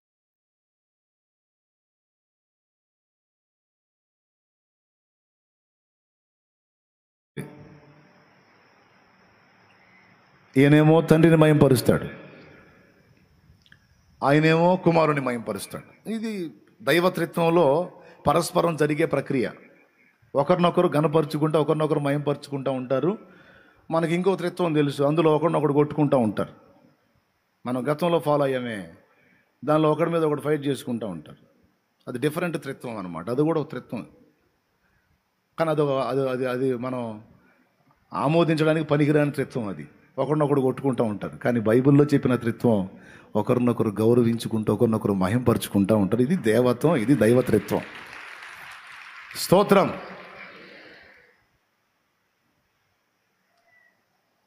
ఇప్పుడు భూమి మీద కుమారుణ్ణి మయంపరిచింది ఎవరు? నీకు దండం. నాకు అందుకే ఏదన్నా కాస్త చెప్పాలంటే కష్టం. మీరు అర్థమవుతుందో లేదో అటు చూస్తూ ఉంటే నాకు భయం కాదు, ఎక్కుతుందా లేదా అని స్పందించండి. భూమి మీద కుమారుణ్ణి మయంపరిచింది ఎవరు? పెద్దగా, ఇంకోసారి ఇంకా గట్టిగా. తండ్రిని మయంపరిచింది ఎవరు? పెద్దగా. అది భూమి మీద జరిగినట్టే ఫస్ట్ దూతలలో జరిగింది. కానీ దూతల్లో తేడా పడింది వ్యవహారం. దేవుని దూతలందరూ ఆయనకు నమస్కారము చేయవలెనని ఆది సంభూతిని గురించి ఆయన మరలా చెప్పుచున్నాడు. చూడండి ఒక్కసారి హెబ్రీ పత్రిక 1వ అధ్యాయము 6వ వచనం చూడండి. మరియు ఆయన భూలోకమునకు ఆది సంభూతిని మరలా రప్పించినప్పుడు దేవుని దూతలందరూ ఆయనకు నమస్కారము చేయవలెనని చెప్పుచున్నాడు. అదిగో, దేవుని దూతల్లో కొందరా అందరా? దేవుని దూతలందరూ ఆయనకు నమస్కారం చేయవాలని చెప్పుచున్నాడు. దూతలంతా ఆయనకి ఎందుకు నమస్కారం చేయాలి? ఎందుకంటే ఆయన అందరికంటే పైన ఉన్నవాడు. ఈరోజు దేవదూతలందరూ ఆయనకి నమస్కారం చేయాలనే పదం వాడాడు అంటే గతంలో ఎప్పుడు అలాంటి ప్రక్రియ ఒకసారి జరిగింది. ఆది సంభూతుడని ఎవరిని అంటారండి? తండ్రినా కుమారుణ్ణా? యేసయ్యనే. కుమారుణ్ణి ఆది సంభూతుడు అంటారు. తండ్రి ఆది సంభూతుడు కాడు. ఎందుకంటే తండ్రి సంభవించడం అనేది లేదు, పుట్టడం అనేది లేదు. కుమారుడే తండ్రిలో నుండి బయటికి వచ్చినప్పుడు పుట్టుట. సంభవించుట అంటే పుట్టుట. ఆది సంభవం, ఆది సంభూతుడు అంటే ప్రారంభంలో పుట్టినవాడు లేదా వచ్చినవాడు. సృష్టించబడలేదు కానీ తండ్రిలో నుండి వెలుపలికి వచ్చినవాడు, ఆదిలో సంభవించినవాడు గనుక ఆది సంభూతుడు. యేసయ్య ఆది సంభూతుడు అంటే యేసయ్య. యెహోవా దూత అంటే యేసయ్య. అంతేకాదు ఇమ్మానుయేల్ అంటే యేసయ్య. షాలేము రాజు అంటే యేసయ్య. మెల్కీసెదెకు అంటే కూడా యేసయ్యే. ఈ పేర్లన్నిటితో పాటు వేకో చుక్క అంటే కూడా యేసయ్య. యెహోవా దూత అంటే కూడా. మాలో ఒక దూతగా ఉన్నాయన ఆయన. నేను ఆయన హెచ్చిస్తున్నాను అంటాడు, ఆయనకు మొక్కమంటాడేంది? మనం నమస్కార పాత్రులం కాదా అనే తెగులు పుట్టింది ఒకడికి అక్కడ. అర్థమైందా? ఎక్కడ? అక్కడ పుట్టింది తెగులు. ఆ తెగులు ఎంత పని చేసిందంటే, ఇప్పుడు దేవుడు చెప్పాడు నువ్వు నమస్కారం చేయరా అంటే అయిపోయేది, చేస్తే అయిపోయేది. అదిగో ఆయనకి లోబడండి అని చెప్పాడు, లోబడితే అయిపోయేది. ఎందుకంటే చెప్పినోడు సృష్టికర్త. దూతలంతా సృష్టి. ఒక వాక్కు చేత మహిమలో నుంచి ఎంతమందిని పుట్టించాడో అదే వాక్కు పలికితే అడ్రస్ లేకుండా పోతారు. పెద్ద షాకిరి అయింది దేవుడికి. ఒక వాక్కుతో మొత్తాన్ని పుట్టించిన వాడు అదే వాక్కుతో మొత్తాన్ని లేకుండా నిర్మూలన చేయగలడు. అలాంటి అధిపతి చెప్పినప్పుడు లోబడాలి. కానీ ఒకడిలో పట్టింది తెగులు, ఒకడికి పట్టింది తెగులు, పాపం. ఏంటా తెగులు అంటే, మహోన్నతుడు అని అతన్ని గూర్చి అన్నాడే, అందరూ అతన్ని ఆరాధించాలన్నాడే, అందరూ అతన్ని సన్నుతించాలన్నాడే, అందరూ అతనికి నమస్కరించాలన్నాడే. ఏంటి ఎక్కువ? ఆయన మనలో ఒకని వంటి వాడు. యూదులు ఎందుకు రాళ్ళు తీసుకున్నారు యేసుప్రభు మీద? ఇన్ని కార్యాలు చేశాను, ఎందుకు నన్ను కొట్టాలనుకుంటున్నారు మీరంటే, నువ్వు మనుషుడిపై ఉండి దేవుని కుమారుడు అని చెప్పుకొనుచున్నందున నేను చంపాలనుకుంటున్నావు అన్నారు. ఇదే పరిస్థితి అక్కడ ఉంది. మాలో ఒకడివై ఉన్నావు నువ్వు, తండ్రి నిన్ను మొక్కమంటాడేంది, నిన్ను ఆరాధించమంటాడేంది, నీకు నమస్కారం చేయమంటాడేంది, ఏంటి నీ ఎక్కువ అని పడింది ఒకడికి. ఇక వాడేం చేశాడు? నమస్కారం చేయకుండా కూటాలు పెట్టాడు వాడు దూతల లోకాల్లో. వాళ్ళలోకి ఆ తెగులు ప్రవేశించిందని తండ్రికి తెలుసు. అయినా ఇంకా వీడేం చేస్తాడు, వీడు నా మీద రివర్స్ అయ్యాడు, ఇప్పుడు వీడికి చెడుతనం వచ్చేసింది వీడి మైండ్లోకి, వీడికి పాపం కనపడింది వీళ్ళలో, ఇప్పుడు వీడేం చేస్తాడో చూద్దామని వీడి మాటలతో ఎంతమంది ప్రభావితం అవుతారు, ఎంతమందికి నా మీద గౌరవం ఉంది, ఎంతమందికి నా మీద గౌరవం లేదు, అది తెలుసుకోవాలంటే ఇప్పుడు నాకు ఒక పరీక్ష నాళిక కావాలి. వీడు దొరికాడు. ఇప్పుడు అసలు ఈయన వదులుతా, ఇప్పుడు సైలెంట్గా చూస్తూ ఉంటే వీడు ఏం చేస్తాడో చూద్దామని ఈ పాపం ప్రవేశించినటువంటి ఈ వ్యక్తిని సైలెంట్గా అట్ట వదిలేశాడు దేవుడు. ఇక వాడు దూతల ప్రపంచాల్లోకి వెళ్ళి కూటాలు పెట్టడం మొదలుపెట్టాడు. ఏం కూటాలంటే దేవ వ్యతిరేకమైన కూటాలు. సహోదరులారా, నా ప్రియమైన దూతలారా, ఒకప్పుడు నేను తండ్రిని ఎంతగా ఆరాధించానో మీకు తెలుసు, ఎంత ప్రేమించానో, ఎంత మయంపరిచానో మీకు తెలుసు. కానీ నేను ఇంతగా ఆరాధించి, ఇంతగా ప్రేమించి, ఇంతగా మయంపరిచిన వాడు ఒక కంట్లో బెల్లం, ఒక కంట్లో సున్నం పెడతాడని నాకు ఇప్పుడే అర్థమైంది. అతడు పక్షపాతి అని నాకు అర్థమైపోయింది. అంటే మీకు ఈజీగా అర్థమైద్దని చెప్పాలి, ఒక కంట్లో బెల్లం, ఒక కంట్లో సున్నం అని. అతడు పక్షపాతి అని నాకు అర్థమైపోయింది. ఇంత ఆరాధించానే, ఇంత మయంపరిచానే, ఇంత ప్రస్తుతించానే, ఇంత సన్నుతించానే, ఆయన కాకపోతే నన్ను మయంపరచవచ్చుగా, ఆయనకు మొక్కమనకపోతే నాకు మొక్కమనవచ్చుగా. లేదు సరే బ్రదర్ తీసే బ్రదరు, నువ్వు వేకో చుక్కవేగా, నిన్ను మయంపరచవచ్చుగా. తీసే బ్రదరు, నువ్వు ఉన్నావుగా, నిన్ను మయంపరచమని చెప్పొచ్చుగా. ఇంతమంది మనం ఉంటే అందరిని వదిలిపెట్టి అతనిని ప్రత్యేకంగా గౌరవించి అతన్ని హైలైట్ చేయటం, అతన్ని మహోన్నత పదవికి హెచ్చించడం, సభాపర్వతం మీద అతన్ని కూర్చోబెట్టడం, ఇవన్నీ నాకు నచ్చలేదు. ఇవన్నీ నాకు నచ్చలేదు. దేవుళ్ళో న్యాయము లేదని నాకు అనిపిస్తుంది. దేవుడు అన్యాయస్తుడని నాకు అనిపిస్తుంది.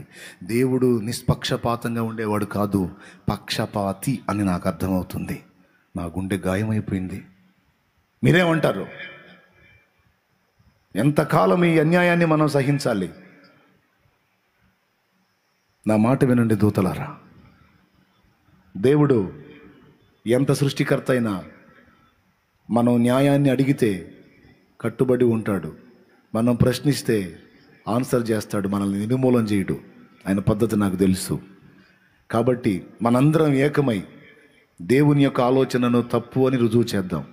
మెజారిటీ అయ్యామనుకో, మన మెజారిటీ ఉన్నామనుకో, మన మాటకి దేవుడే లోబడతాడు. ఎంత సృష్టికర్త అయినా సరే మన మెజారిటీ నిలబడ్డామంటే ఆయన ఖచ్చితంగా లోబడతాడు. కాబట్టి ఇప్పుడు నాకు మెజారిటీ కావాలి. మొన్న ఏం జరిగింది ఎలక్షన్లో? అదే ఇప్పుడు మెజారిటీ కావాలి. ఎవడికి మెజారిటీ ఉంటే వాడికి గెలుస్తాడు అనమాట. ఇక్కడ కాదు ఎలక్షన్, ముందు అక్కడ జరిగింది ఎలక్షన్. దేవునికి స్తోత్రం కలుగును గాక. వీడు ఈ మాట ఓపెన్ చేసినప్పుడు వినండి బాగా, దూతలలో కొంతమంది బుక్ అయ్యారండి. దూతల్లో కొంతమంది బుక్ అయ్యారు. ఇది ప్రకటన గ్రంథంలో ఒక మాట చూచాయగా అన్నాడు. ఆ ఘట సర్పము తన తోకతో ఆకాశ నక్షత్రములలో 1/3 నేల రాల్చింది, నేల పడేసిందని ఉంది. ఘట సర్పాన్ని గురించి ప్రకటన గ్రంథం. ఘట సర్పం అంటే ఎవరు? సాతానే. చూద్దాం, చూడండి. ప్రకటన గ్రంథము 12వ అధ్యాయము 4వ వచనం ఒకసారి చూడండి. దాని తోక ఆకాశ నక్షత్రముల్లో 3వ భాగము నీడ్చి వాటిని భూమి మీద పడవేశాను. దేవునికి స్తోత్రం కలుగును గాక. దాని తోక ఆకాశ నక్షత్రములలో. ఎవరి ఆకాశ నక్షత్రాలు? దేవదూతలు అనుకోండి. 3వ భాగము నీడ్చి, అంటే 1/3 అంటే సుమారుగా 100 కోట్ల మంది, ఊరకు అంచనా 100 కోట్ల మంది దేవదూతలు ఉన్నారనుకో. 1/3 అంటే 100ని 3 భాగాలు చెయ్యి, 33.5 వస్తుంది. 33.5 కూడా రాదులే. 3/30లో 90, 3×3 9, 99. ఇంకొకటి ఉంది, ఇక అది ఎన్నో వంతో వేసుకొని లెక్క వేసుకో. అది 3/1 అంటే మినిమం 100 కోట్ల మందిలో 3వ వంతు అంటే 33 కోట్ల చిల్లర. ఎంతమందికి అర్థమవుతుందయ్యా తమ్ముడు? జాగ్రత్తగా వినండి. అక్కడ ఏం జరిగిందో చెప్పుకుంటూ వస్తున్నాం. అసలు అది బైబిల్లో రిఫరెన్స్లు చూపించుకుంటా.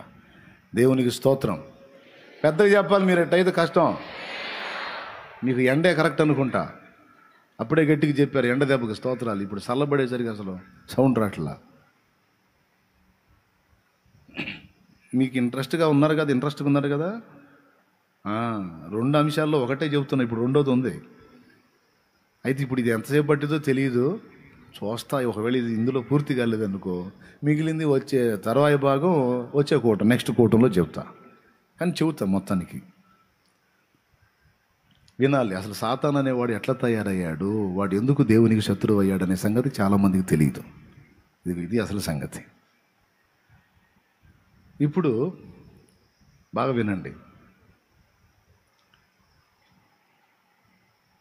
దేవదూతల ప్రపంచాల్లో తిరిగి వీడు ప్రకటిస్తూ ఉన్నప్పుడు దేవుడు మౌనంగా ఊరుకున్నాడు.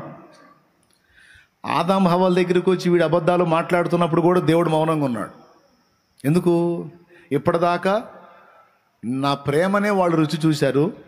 ఇప్పుడు నన్ను దూషించేవాడు, నేను అబద్ధీకుడని చెప్పేవాడు ఒకడు వాళ్ళ మధ్యలోకి ఎంటర్ అయితే వీళ్ళ ప్రేమ నిలిచి ఉంటుందా, బుస్ అయిద్దా తెలుసుకుందాం అని వాడిని ఎంటర్ చేశాడు.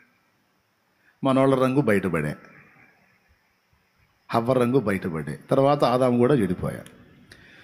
ఇదే తంతు ముందు అక్కడ జరిగింది. దేవదూతల మధ్యలోనికి వాడు వెళ్ళి దేవుని మీద వ్యతిరేకంగా ప్రచారాలు చేస్తున్నప్పుడు దేవుడు మౌనంగా చూస్తూ ఊరుకున్నాడు. ఎందుకంటే వీడి మాటతో ఎంతమంది ఏకీభవిస్తారు, వీడిని ఎంతమంది వ్యతిరేకిస్తారు. కొత్తోడు ఒకడు వచ్చి వాళ్ళ మధ్యలో చెబితే వాళ్ళు వినేవాళ్ళు కాదు. కానీ ఆశ్చర్యం ఏంటంటే దేవునికి సమీపంగా ఉండి దేవుని ఆరాధించి దేవునికి ఎంతో నమ్మకమైన వాడు ఒకడు ఈ మాటలు చెబితే నమ్ముతారా లేదా? పెద్దగా చెప్పండి. ఇప్పుడు మీ దగ్గరికి ఎవడన్నా కొత్తోడు వచ్చి శాలెమన్న గురించి నీకు తెలుసా, ఫుల్లు తేడా అన్నాడు అనుకో.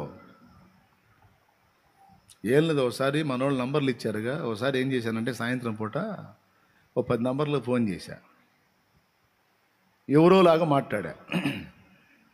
హలో, ఫలానా పేరు ఫలానా, అవునండి ఎవరు అన్నాడు. నేను ఒక మాట అడగాలనుకుంటున్నాను. ఏంది? ఇంతకెవరు నువ్వు? నేను ఎవరో తర్వాత చెబుతా. మీరు లెగిస్తే చిలకలూరుపేట ఎందుకు పోతున్నారు? ఇక్కడ మీ ఊళ్ళో చర్చిలు లేవా? ఆ శాలేం రాజు దగ్గరికి ఎందుకు పోతున్నారు? అతను పెద్ద తేడా అని తెలియదా మీకు అన్న. ఇక అవతలోడు ఆగుతున్నాడా? అసలు నువ్వు ఎవడివి, అసలు నీకెందుకు, అసలు నాకు ఫోన్ ఎందుకు చేసావు, ముందు మర్యాదకు ఫోన్ పెట్టే, నువ్వు ఏడో ఉన్నావు కాబట్టి సరిపోయింది, నా కళ్ళ ముందు ఉంటే నీ పని చెప్పేవాడిని. నన్ను తిట్టడం మొదలుపెట్టాడు. నువ్వు ఎవడివి, అసలు నాకెందుకు చేశావు, మా శాలెమన్న గురించి నీకేం తెలుసు, అసలు ఏ ఊరోడివి నువ్వు, అసలు నీ చరిత్ర చెప్పు, మా అన్న సంగతి నేను చెబుతా. ప్రతి ఒక్కడు ఆయన మీద పడతారేంది అని ఇక లేచాడు. ఇక తిట్టడానికి టపిమని పెట్టేశా. ఈ మంత్రాలు చదవటానికి మొదలు పెడతా, మంత్రాలు చదవబోతున్నాడు. ఇక ప్రియులారా, తర్వాత మళ్ళీ చేసి తమ్ముడు నేనే అన్నా అమ్మ నువ్వా అని కాసేపు గందరగోళం అయిపోయారు. అన్నా క్షమించండి. ఏం పర్లేదు నాన్న. అసలు మీ మనసుల్లో ఎలా ఉందో, కొత్తవాడు మీకు చెప్తే ఎలా స్పందిస్తారని. ప్రియులారా, కొత్తవాడు మీ దగ్గరికి వచ్చి శాలేమన్న అట్లా, శాలేమన్న ఇట్లా, శాలేమన్న పెద్ద భయంకరుడు, అంత తేడా ఇంత తేడా అంటే నమ్ముతావు నువ్వు? నమ్ముతా? రైట్. పొద్దున్న లెగిస్తే నాతోనే ఉండే విజయ్ వచ్చి దా ఎప్పుడు నాతోనే ఉండి, నా పక్కనే ఉండి, నాతో కలిసి ఆరాధించి నాకు మంచి నమ్మకమైన పరిచారకుడిగా ఉన్న విజయ్ వచ్చి, పిల్లారా శాలేమన్న మంచోడని నేను, మీకు తెలుసు కదా, నేను బలిపీఠ మీద కనపడతాను కదా, శాలేమన్నని నేను ఎంత ప్రేమించానో, ఎంత అభిమానించానో, ఎంత వెంబడించానో మీకు తెలుసు కదా. కానీ శాలేమన్న కరెక్ట్ కాదు ప్రియులారా.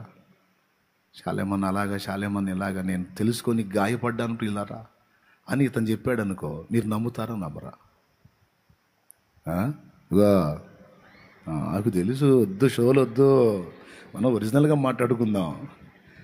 డౌట్ వచ్చిద్దా రాదా? కనీసం అనుమానం వచ్చిద్దా రాదా? బయటవాడెవడో కొత్తవాడు చెబితే నీకు నమ్మకం కుదరదు. పాము ఈడెవడో మోసగాళ్ళలాగా ఉన్నాడు, మా అన్న మీద ఈడు ఎటు చెబుతున్నాడు, తన్నాలని అనిపించింది, తన్నాలనిపించింది లేదు. అదే ఇక్కడ ఉన్నవాడు, ఇక్కడ అనేక సంవత్సరాలు నా పక్కన మీకు కనపడ్డవాడు ఒకడు నేను తేడా అని చెబితే, ఒక పట్టాన నమ్మకపోయినా కనీసం అనుమానమైనా పుట్టిద్ది. అరే అంతసేటు అన్న దగ్గర ఉండేవాడు ఇంత గట్టిగా చెప్పాడంటే నిజం కాకుండా చెబుతాడంటావా అని డౌట్ పడిద్ది. కొంతమంది అయితే వెంటనే బయటపడతారు కూడా, విజయన్న నీకు ఇప్పుడు అనిపించింది, నాకు ఎప్పుడూ అనిపించింది. దేవునికి స్తోత్రం. ఏమని? అన్న తేడా అని.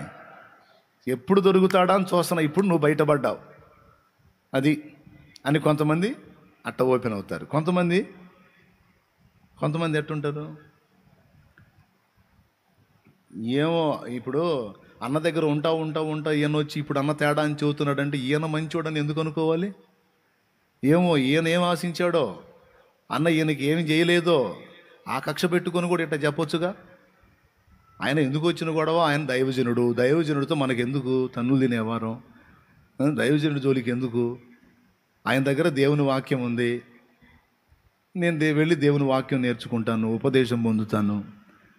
ఇక ఆయన పర్సనల్ ఉంటే ఏదో ఆయన తిప్పలు ఆయన పడతాడు, దేవునికి ఆయన లెక్క చెప్పుకుంటాడు, నాకు అనవసరం. నాకైతే దేవుని వాక్యం అందిస్తున్నాడు, నేను ఈరోజు ఆత్మీయంగా నిలిచున్నానంటే, భక్తిలో బతికున్నానంటే దానికి దైవజనుడు ఆయన వాక్యం ద్వారానే నేను నిలబడ్డాను, నాకెందుకు అని అనుకున్న వాళ్ళు మళ్ళా నెక్స్ట్ సండే వచ్చేస్తారు మామూలుగానే.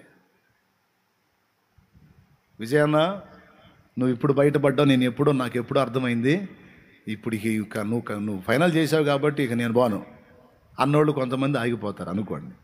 కొంతమంది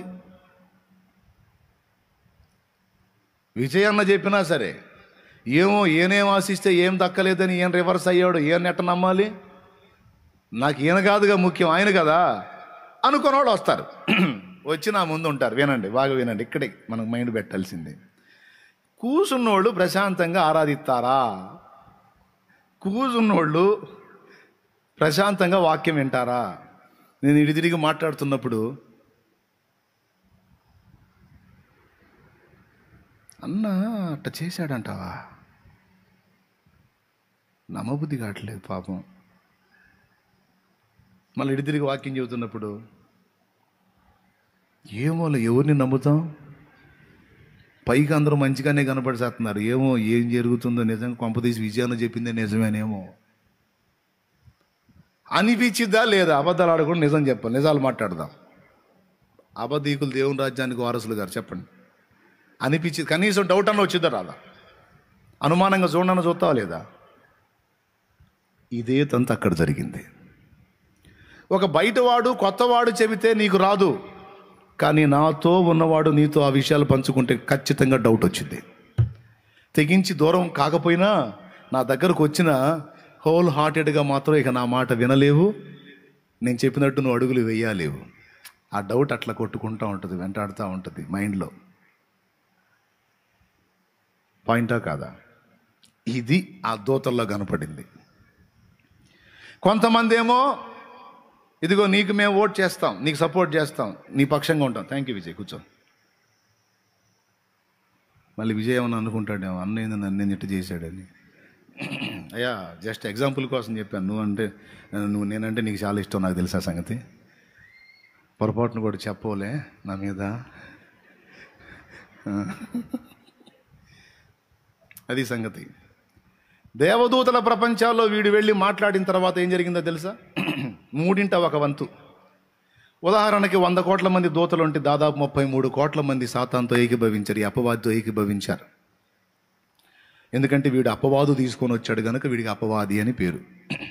ఎవరి మీద అపవాదు తెచ్చాడు? తండ్రి అయిన దేవుని మీద తెచ్చి దూతల ప్రపంచంలో జీవితుంటే దూతలు 3/1 అంటే 33 కోట్ల మంది ఇతని పార్టీలో చేరారు. ఇక 33 పోతే ఎంత ఉన్నారు లెక్క? 100లో 33 పోతే 66 ఉంటుంది, 66 చిల్లర ఉంటుంది. 66 కోట్ల మంది ఏమన్నారు తెలుసా? ఏమైనా కానీ లూసిఫరు ఆయన సృష్టికర్త, మన సృష్టి, ఆయన కుమ్మరి, మనం కుండలం. ఏది ఆయన మంచి కానీ చెడ్డ కానీ, న్యాయస్థుడు కానీ అన్యాయస్థుడు కానీ, ఆయన చూపించినటువంటి నా కుమారుడు అని ఆయన తన కుమారుడు అని చెప్పిన వాడు స్తోత్రార్హుడు కానీ కాకపోని సృష్టికర్తతో పెట్టుకుంటే కుండ కుమ్మరితో పెట్టుకున్నట్టు ఉంటుంది. కుండ కుమ్మరితో పెట్టుకుందనుకో పగిలిపోద్ది. మనం సృష్టికర్తతో పెట్టుకుంటే శూన్యంలో నుంచి మనం సృష్టించిన వాడు తిరిగి శూన్యంలో కలిపినా కలుపుతాడు. ఎందుకు వచ్చిన గొడవ? ఆయనతో పెట్టుకోకూడదు. కాబట్టి నువ్వు ఎన్నన్నా చెప్పు, మేమైతే మాత్రం దేవుణ్ణి అయితే వదిలిపెట్టాం. ఆయన దగ్గర ఏమైనా లోపాలుంటే, పొరపాట్లుంటే, దోషాలుంటే ఆయనే సమాధానం చెప్తాడు. ఆయన్ని అడుగుతాం, ఆయన ముందే పోయి నిలబడతాం, ఆయనే రుజువు చేసుకుంటాడు. మేమైతే ఆయన వదిలిపెట్టి రామని 66 కోట్ల చిల్లర దూతలు అక్కడే ఆగిపోయారు. ఇప్పుడు మెజారిటీ ఎవరిదైంది? సాతాన్దయిందా దేవుడిదైందా? పెద్దగా అక్కడ తిన్నాడు దెబ్బ సైతాను. ఒకవేళ 66 కోట్లు కానీ ఇటు ఉన్నట్టయితే, 33 కోట్లు దేవుడికి వెళ్ళి ఉన్నట్టయితే ఖచ్చితంగా వెళ్ళి దేవుణ్ణి శాసించేవాడు. ఇదిగో నీ అభిప్రాయంతో నువ్వు సృష్టించిన దూతల్లోనే 66 కోట్ల మంది వ్యతిరేకించారు, నీ పక్షాన ఉంది 33 కోట్లే, మెజారిటీ నాదే, ఇప్పుడు నేను చెప్పినట్టే నువ్వు నడవాలి అని శాసించేవాడు. కానీ ఆ ఛాన్స్ దేవుడు వానికి ఇవ్వలా. 66 కోట్ల మంది ఏమైనా కానీ దేవుడి నాయకత్వమే మాకు కావాలి. కాదు దూతలారా, అతన్ని చూపించి నా కుమారుడు అంటే మన కుమారులం కాదా? మన కుమారులం కాదా? ఆయన మనకు తండ్రి కాడా? మనం కూడా కుమారులం అయినప్పుడు, మనకు ఆయన కూడా తండ్రి అయినప్పుడు మనల్ని హెచ్చించవచ్చు కదా. ప్రతిదానికి అతన్ని హెచ్చిస్తాడేంటి? నేను సమానుని కాదా మహోన్నతుడితో? అందరినీ నాకు మొక్కమని చెప్పొచ్చుగా, లేకపోతే నాకు లోబడమని చెప్పొచ్చుగా, నన్ను మయపరచమని చెప్పొచ్చుగా. ఎందుకు చెబుతాడు? చెప్పడు. అదేమంటే ఆయన నా జనితీయ కుమారుడు, అద్వితీయ కుమారుడు, అన్ని భజనలు ఆ కుమారుడికే. నాకు నచ్చల, నేను ఏకీభవించను. నా మాటతో ఏకీభవించేవాళ్ళు నా పక్షాన్ని రాండి అంటే 3/1 చేరారట. ఈ మొత్తం ఎంతమంది డిక్లేర్ అవుతారో చూశాడు సైలెంట్గా దేవుడు. వాడి మాట విని ఎంతమంది చెడిపోయి అవతలికి వెళ్తారో, ఎంతమంది దేవుని కోసం నిలబడతారో చూశారు. 66 కోట్లు దేవుడు అన్నారు, 33 కోట్ల చిల్లరేమో అపవాది అన్నారు. అది డిక్లేర్ అయిన తర్వాత అప్పుడు వాళ్ళ ఉద్యోగాలన్నీ తీసేసి వాళ్ళని అక్కడి నుంచి వాళ్ళ ఏరియానే మార్చి పడేసి ఎక్కడికి దోసేశాడు తెలుసా? ఆకాశ మండలం మీదకి దోశాడు. ఇప్పుడు వాళ్ళ అడ్రస్ ఏంటి? పరలోకం కాదు. ఇప్పుడు దేవుడు అంటే గౌరవం లేనోళ్ళు, దేవుడు తేడా అన్నోళ్ళు, దేవుడు అన్యాయస్తుడు అన్నోళ్ళు, పక్షపాత అన్నోళ్ళు ఇంక అక్కడెందుకు? వద్దన్న పండు తిన్న తర్వాత ఏదైనా తోటలో ఉంచాడు వాళ్ళని, ఆదాం హవ్వల్ని. యాడికి ఏం చేశాడు మరి? బయటికి నెట్టాడు. అదే వీళ్ళకి జరిగింది. కాకపోతే ఏదైనా తోటలకు మళ్ళీ ఆదాం హవ్వలు వెళ్ళటానికేమో అవకాశం లేకుండా చేశాడు. కానీ ఈ పడద్రోయబడినటువంటి ఈ దూతలకేమో ఆయన దగ్గరికి వెళ్ళి వచ్చేదానికైతే అవకాశం ఇచ్చాడు. అక్కడ ఉండేదానికి లేదు. అంతకుముందు వాళ్ళకున్న హోదాలు పదవులు కూడా వాళ్ళకి లేవు. వాళ్ళు అక్కడి నుంచి ఎక్కడికి నెట్టివేయబడ్డారంటే ఆకాశ మండలం మీదికి నెట్టివేయబడ్డారు. అది ఎఫెసీ పత్రిక 6వ అధ్యాయము 12వ వచనం ఇస్తున్న సాక్ష్యం. మనం పోరాడుతున్నది శరీరులతో కాదు, ప్రధానులతోనూ అధికారులతోనూ ప్రస్తుత అంధకార సంబంధులకు లోకనాథులతోనూ ఆకాశ మండలమందున్న దురాత్మల సమూహములతోనూ. ఈ సమూహాలన్నీ ఎక్కడికి దిగినాయి? ఆకాశ మండలం మీదికి దిగినాయి. ఆకాశ మండలం ఎక్కడ ఉంది? మనకు పైన ఉంది. ఇప్పుడు అక్కడ ఎంతమంది ఉన్నారు? 66 కోట్ల మంది ఉన్నారు. పోనీ వాళ్ళన్నా పర్ఫెక్ట్గా ఉన్నారా? ఇప్పుడు ఒక వ్యక్తి మీద నీకు సదభిప్రాయం లేదనుకో, నాకెళ్ళి చూడు, ఒక వ్యక్తి మీద నీకు సదభిప్రాయం లేదనుకో, ఆ వ్యక్తి ముఖంలో చూస్తావా? చూడబుద్ధి అయిద్దా? సరిగ్గా చెప్పండి. పోనీ వదిలేసేయండి, ఒక వ్యక్తికి మన మీద సదభిప్రాయం లేదని తెలిసింది అనుకో, మనకు చూడబుద్ధి అయిద్దా? ఆ వ్యక్తి మొహం చూడబుద్ధి అయిద్దా? ఆడు తిప్పేసుకునేది నేనే తిప్పేసుకుంటానని మనం తిప్పేసుకుంటాం. వాస్తవేగా. ఆవేందో మరి నన్ను చూస్తే ఇట్లా తిప్పుకొని పోతుంది, ఆమెను తిప్పేది నేనే తిప్పుతానని నేను తిప్పుకొని. ఏంది మీ ఇద్దరు బెస్ట్ ఫ్రెండ్స్గా? ఏంది ఒకరిని చూసి కూడా తిప్పుకొని పోతున్నాడు, వాడేందో మరి ఎట్లా తిప్పుకొని పోతున్నాడు, పెద్ద ఏంది మేమేదో చేసినట్టు, వాడు తిప్పేది నేను నాకే చూడబుద్ధి కట్టాడు ముఖం. అరే నా మీద అపార్థాలు పెట్టుకొని నిలబడ్డాడు వాడు, నన్ను నమ్మలేకపోయాడు, వాడి ముఖం చూడబుద్ధి కట్లా నాకు. అక్కడ దేవదూతల ప్రపంచంలో దేవుని సముఖంలో ఉన్న దూతలు ఎప్పుడైతే ఈ లోపం వాళ్ళలో పడిందో, వీడు నాటిన బీజాలు ఎప్పుడైతే వాళ్ళలో పడ్డాయో, ఇక హోల్ హార్టెడ్గా ఏ దోషము లేని స్థితిలో దేవుని దగ్గరికి వెళ్ళలేకపోయారు. ఆయన తన సేవకులను నమ్ముటలేదు, తన దూతల యందు లోపములు. అది ఏబు గ్రంథము 4:18 ఇందాక మీరు చదివారుగా. అది ఇప్పుడు వాళ్ళకు ఒక బాధ, తండ్రి అంతకు ముందులాగా నిన్ను సమీపించలేకపోతున్నాను తండ్రి, అంతకు ముందులాగా నిన్ను ఆరాధించలేకపోతున్నాం, అంతకు ముందులాగా నీ న్యాయ విధులను మన్నించలేకపోతున్నాం తండ్రి, మాకెన్నాళ్ళు ఈ బాధ. ఆ దరిద్రుడు ఏదో నిందలు మోపిపోయాడు, అవి నిందలే నిజం కాదని ఎప్పుడు రుజువు చేస్తావు తండ్రి?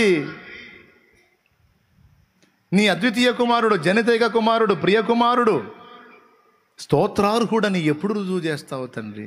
ఎలా రుజువైద్ది తండ్రి అని ఒక ప్రశ్న దేవుని ముందు వేశారు. దేవుని ముందు ఉంచారు. దేవుడు చెప్పాడు, సమస్తం ఎరిగినవాడు కదా, పిల్లలారా మీలో ఒకటి నచ్చింది నాకు. ఒక అబద్ధపు మాట, ఒక అన్యాయపు మాట, ఒక నిజం కాని మాట నా మీద ఒకడు నీకు చెప్తే, ఆ మాటను బట్టి మీరు నన్ను విసర్జించలేదు, కానీ ఆ మాట తీసుకొని కూడా మీరు నా దగ్గర నన్నే కోరుకున్నారు. చూడు, ధన్యులయ్యారు, మీరు ధన్యులయ్యారు. ఆ మాట తీసుకొని కూడా మీరు నన్నే కోరుకున్నారు. చూడు, ఇప్పుడు నేను మీకు రుజువు చేస్తాను. నా అద్వితీయ కుమారుడు, ఆది సంభూతుడు ఎందుకు స్తోత్రార్హుడో మీకు రుజువు చేస్తాను. మిమ్మల్ని ఆయనకు పట్టమహిషిగా చేయాలనుకున్నా, కానీ మీలో లోపాలు కనపడ్డాయి, దోషాలు కనపడ్డాయి. కాబట్టి ఇక మీరు ఆయనకు పట్టమహిషిగా ఆయనతో కలిసి పని చేయటానికి యోగ్యులు కారు. కాకపోతే మీకున్న డౌట్స్కి నేను క్లారిటీ ఇస్తాను, స్వచ్ఛంగా సమాధానం చెప్తాను అనే మాట చెప్పేశాడు. ఇప్పుడు కొంతమంది ఏమో పడద్రోయబడ్డారు, కొంతమంది ఏమో లోపాలు కలిగి దేవుని సముఖంలో ఉన్నారు. వీళ్ళు గొర్రె పిల్లకు భార్యగా పనికొస్తారా? పెద్దగా చెప్పండి. అసలు మనం చదువుకున్న వచనం ఏంది? నరుడు ఒంటరిగా నుండుట వానికి సాటి అయినా. ఇప్పుడు మరి దైవ కుమారుడికి వీళ్ళు సాటి వస్తారా? అక్కడ ఉన్న దూతలు సాటి వస్తారా? పడద్రోయబడ్డోళ్ళు సాటి వస్తారా? కాబట్టి మొదట అనుకున్నది వర్కౌట్ కాల. అందుకని భూగ్రహాన్ని నిర్మించాడు. ఎందుకు నిర్మిస్తున్నావు తండ్రి వాళ్ళ ప్రశ్న. ఎందుకంటే నా అద్వితీయ కుమారుడు ఎందుకు స్తోత్రార్హుడో, నా మాటకి ఎంత విధేయత చూపుతాడో ఈ భూగ్రహం మీదే నేను రుజువు చేస్తాను.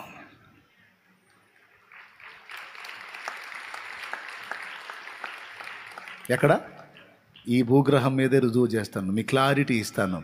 దాంతో మీ వేదన పోయిద్ది. నన్ను హోల్ హార్టెడ్గా హత్తుకోవటానికి మీకు మార్గం సుగమం అయిద్దంటే అందుకు ఆనందించి దేవదూతలు జయధ్వనులు చేశారట.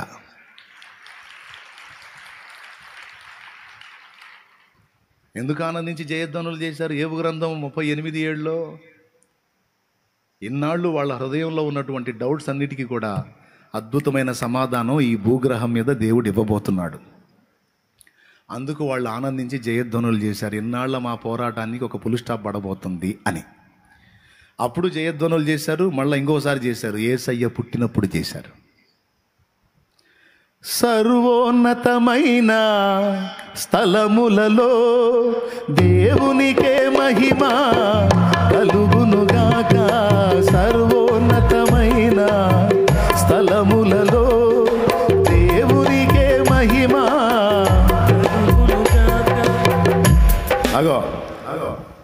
ఎందుకు దేవదూతలు మహిమపరిచారు చెప్పండి? ఎందుకు తెలుసా? దేవుడు అన్నాడు, దూతలారా, నేను నా అద్వితీయ కుమారుని చూపించి సాష్టాంగ పడమన్నాను, ఆయన గౌరవించమన్నాను, ఆయన మహోన్నతుడు అన్నాను.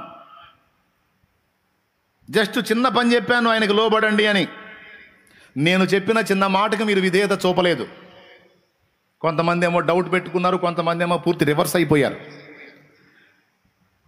కానీ నా కుమారుణ్ణి చూస్తారా? నా కుమారుణ్ణి నేను చెప్పిన ఒక చిత్తం నెరవేర్చడానికి నా కుమారుడు ఎంత తగ్గించుకుంటాడో మీకు చూపిస్తా. చూడండి. కుమారుడా,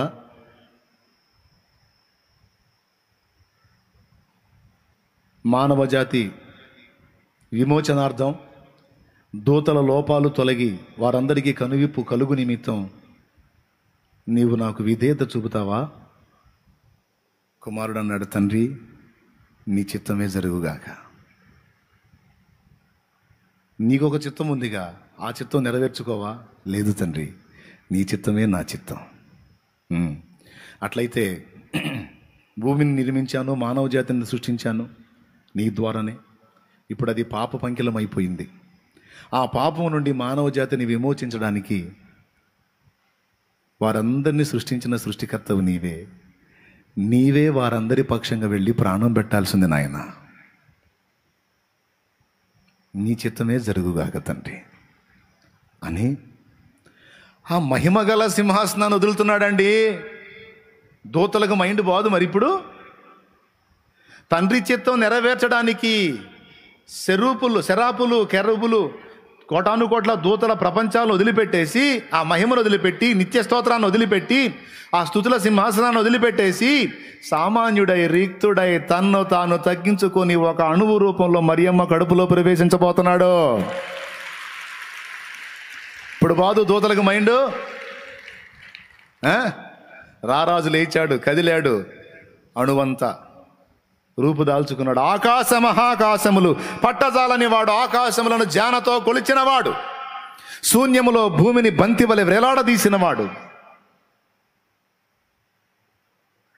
ఒక చిన్న అణువంత రూపంలో ఆకాశ మహాకాశములే పట్టజాలని దేవుడవు, అణువంతా రూపు దాల్చి కన్య గర్భము చేరావు. ఆకాశ మహాకాశములే పట్టజాలని దేవుడవు, అణువంతా రూపు దాల్చి కన్య గర్భము చేరావు. లోకాలే ఏలేటి నీవు పసికూనై ఒడి చేరినావు. లోకాలే ఏలేటి నీవు పసికూనై ఒడి చేరినావు. ఊహకు అందదులే ఇంత త్యాగం త్యాగం త్యాగం. ఎంత చిత్రమో, ఏమి చోద్యమో, ఎంత చిత్రమో, ఏమి చోద్యమో.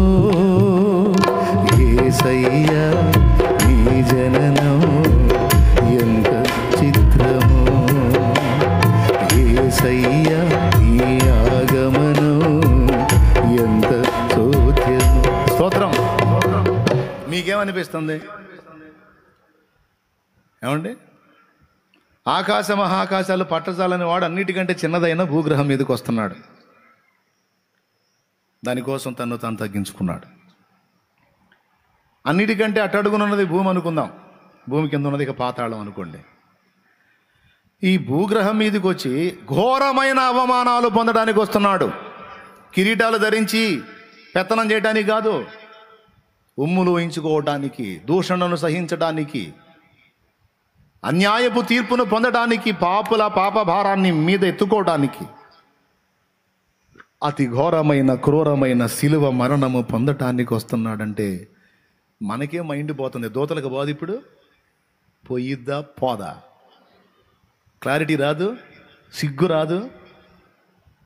అరే చిన్న మాటకి విధేయత చూపక ఆయన్ని అనుమానపడ్డాము, సణిగాము. కొంతమంది అయితే ఆయన్ని దూషించి వెళ్ళిపోయారు. ఈయన దేవుడు, దేవుని కుమారుడు అని దేవుడే చెప్తుంటే, తండ్రే చెప్తుంటే అంతటి వాడై ఉండి వామో ఎంత తగ్గించుకున్నాడేంది, ఇంత తగ్గించుకున్నాడేంది, నేల మట్టుకు తగ్గించుకున్నాడేంటి. మనకేం మైండ్ పోయింది. ఇప్పుడు దూతల క్లారిటీ రాదు. అందుకన్నారు వాళ్ళు. చూడు, ప్రకటన గ్రంథం 5వ అధ్యాయం తీసుకో. అది చూసి, వధింపబడిన గొర్రె పిల్లను చూసి సిగ్గు తెచ్చుకొని అప్పుడు అన్నారు, కోటాను కోట్ల దూతలు ఏమనో చూడు. ప్రకటన గ్రంథము 5వ అధ్యాయము 11వ వచనం. మరియు నేను చూడగా సింహాసనమును జీవులను పెద్దలను ఆవరించి ఉన్న అనేక దూతల స్వరము వినబడెను. మానవుల స్వరమా, దూతల స్వరమా? అనేక దూతల స్వరము. నోరు తెరిచి మీరు చెప్పండి అక్కడ ఏముంది? మానవుల స్వరమా, దూతల స్వరమా? దూతల స్వరం ఏం చెబుతుంది? ఇను. వారి లెక్క కోట్ల కొలదిగా ఉండేది. అబ్బా. వారు వధింపబడిన గొర్రె పిల్ల. ఎవరెవరు వధింపబడిన గొర్రె పిల్ల? ఎవరో ఈయన. వధింపబడిన గొర్రె పిల్ల ఎవరు? వధింపబడక ముందు చెబుతున్నారా? వధింపబడి మొత్తం అంత కథ క్లైమాక్స్కి వచ్చిందాక చెబుతున్నారా? కథ క్లైమాక్స్కి వచ్చిందాక చెబుతున్నారు. దూతలకి బుద్ధి వచ్చి చూడు. వధింపబడిన గొర్రె పిల్ల శక్తియు, ఐశ్వర్యము, జ్ఞానము, బలము, ఘనతయు, మహిమయు, స్తోత్రము పొంద నరుహుడని గొప్ప స్వరముతో చెప్పుచుండిరి. ఇప్పుడు గొప్ప స్వరముతో ఏం చెబుతున్నారు? అర్హుడు, అర్హుడు, అర్హుడు. ఏమయ్యా ఇప్పుడు అర్హుడు అంటే అంతకుముందు ఏమైంది? అప్పుడు అర్హుడు కాదా? లేదు సార్, అప్పుడు డౌట్ ఉండే మాకు. అప్పుడు మాకేముండే? మాకు అనుమానం ఉండే. ఇప్పుడు తగ్గించుకున్నాడుగా, చూపించాడుగా. అమ్మో, అంత క్రూరమైన శిలువ మరణం అంత దారుణంగా తగ్గించుకొని ఉమ్ములు సహించాడు. ఏంటంటే తండ్రి చిత్తం అంటాడు. చేతుల్లో శిలలు కొట్టబడ్డాయి. ఏంటంటే తండ్రి చిత్తం అంటాడు. మనుషులు మహింపరుస్తుంటే నన్ను కాదు, నన్ను పంపిన వాడిని మహింపరచండి అంటాడు. ఎక్కడ కూడా తను తాను మహింపరచుకోకుండా అవమానానికి, హేళనకి, దూషణకి, ఉమ్ములకి తన్ను తాను అప్పగించుకున్నాడు. ముఖం మీద వెంట్రుకలు పెరుగుతుంటే తండ్రి చిత్తమే జరగాలన్నాడు. ఆయనగాక ఎవరయ్యా స్తోత్రార్హుడు? ఆయనగాక ఎవరయ్యా ఆరాధనీయుడు? ఆయనగాక ఎవరయ్యా మహిమ పొందనర్హుడు? తండ్రి మమ్మల్ని క్షమించు అని మొత్తుకొని ఉండాలి. నాకు తెలిసి మొత్తుకుంటారు. రేపు మొత్తుకుంటారు. అయ్యయ్యో, నీ న్యాయ విధిని, నీ తీర్పుని శంకించాం దౌర్భాగ్యులం అని ఎంత అల్లాడతారో నాకు తెలిసి. అందుకే నేను 24 పెద్దలు కిరీటాలు తీసుకొచ్చి తండ్రి పాదాల దగ్గర పడేశారు. మాకు అర్హత లేదు, నీవే అర్హుడవు, నీ కుమారుడే అర్హుడు. దేవునికి స్తోత్రం కలుగును గాక. ఎంతమంది నిద్రపోయారో, ఎంతమంది మెలుగుతూ ఉన్నారో నాకు తెలుసు. కొంతమంది మైండ్ పెట్టకపోతే మాత్రం ఈ మధ్యలో ఉండరు, పోతారు. ఇక స్వర్గలోకాలు ఏడాది వెళ్తూ ఉంటారు. చెప్పిన మ్యాటర్ కరెక్ట్గా మైండ్ పెడితేనే ఎక్కిద్ది. ఒక్కసారి ఎక్కిందంటే ఎవరికైనా సమాధానం చెప్పొచ్చు. డౌట్ అడిగిన వాడికి ఆన్సర్ చేయొచ్చు. చక్కగా కథలాగా చెప్పొచ్చు మొత్తం. దేవునికి స్తోత్రం కలుగును గాక. ఎంతమంది లైన్లో ఉన్నారు? అయిపోయిందా? ఇప్పుడు పాయింట్కి వస్తున్నా. దూతలు ఒప్పుకున్నారా లేదా? ఏమని ఒప్పుకున్నారు? గొర్రెపిల్ల, వధింపబడిన గొర్రెపిల్ల, వధింపబడని గొర్రెపిల్ల. వధింపబడిన తర్వాత అర్థమైంది వాళ్ళకి, అరే మనం కాదురా, ఆయనే కరెక్ట్ అని. ఎవరు? యేసయ్య. గొర్రెపిల్ల ఏమేం పొందనరు కూడా అంట? శక్తియు, ఐశ్వర్యమును, జ్ఞానమును, బలమును, ఘనతయు, మహిమయు, స్తోత్రము పొందనర్హుడు. ఆ వెధవ చెప్పిన మాటలు విని డౌట్ పెట్టుకున్నాం మేము. దరిద్రుడు దరిద్రుడు దరిద్రుడు అని. అర్హుడండి, అర్హుడు. మేము ఒప్పుకుంటున్నాం, సంతకాలు పెడుతున్నాం. అర్హుడు, ఆయనే అర్హుడు, ఆయనే యోగ్యుడు.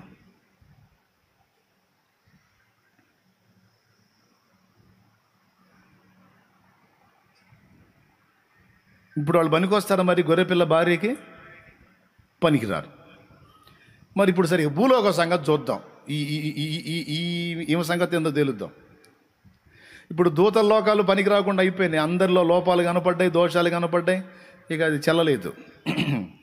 ఇప్పుడు కడపటి ఆదాముకు సాటి అయిన సహాయంగా దూతలు పనికిరారు. మరి ఇప్పుడు ఎవరు అంటే, మానవ జాతిని ఎంపిక చేశాడు, మనుషుల్ని నిర్మించాడు. మనుషులు పాప పంకిలమైపోయారు. ఆ పాప పంకిలం అయిపోయిన మానవ జాతిని విమోచించడానికి భూమి మీదకి వచ్చాడు కదా దైవ కుమారుడు. వచ్చి ఆయన రక్తము చిందించి ప్రాణం పెట్టి పునరుద్ధానుడై తిరిగి లేచి 40 దినములు కనిపించిన తర్వాత ఆరోహణమే తండ్రి వద్దకు వెళ్ళిపోయాడు. ఏమండి, అది చూసిన వాళ్ళు ఇంచుమించు 500 మంది కంటే ఎక్కువ మంది ఉన్నారు. మనం చూడలా. మీరు చూసారా? పెద్దగా చెప్పాలి. మీరు చూసారా? నేను చూశాను. అప్పట్లో నా ముందే సిలువేశారా చూశాను నేను. అన్నోళ్ళు ఎవరైనా ఉన్నారా? నేను చూడలేదు అన్నోళ్ళు చేతులు ఎత్తండి. స్తోత్రం. ఏమండి, మనం చూడలా. 500 మంది కంటే ఎక్కువ మంది చూశారు చనిపోయి తిరిగి లేచిన అనుభవాన్ని. అందులో 12 మంది అపోస్తలులుగా సాక్ష్యం ఇచ్చారు. వాళ్ళు చూసి వాళ్ళు ఇచ్చిన సాక్ష్యం ఆనాటి నుంచి ప్రకటింపబడుతుంటే ఆ ప్రకటన విని పరిశుద్ధాత్మ చేత సంధించబడిన వారమై, ఒప్పించబడిన వారమై కోట్ల మందిగా చూడకయే ఆయన యందు విశ్వాసం ఉంచి ఆయన వైపు తిరిగాం.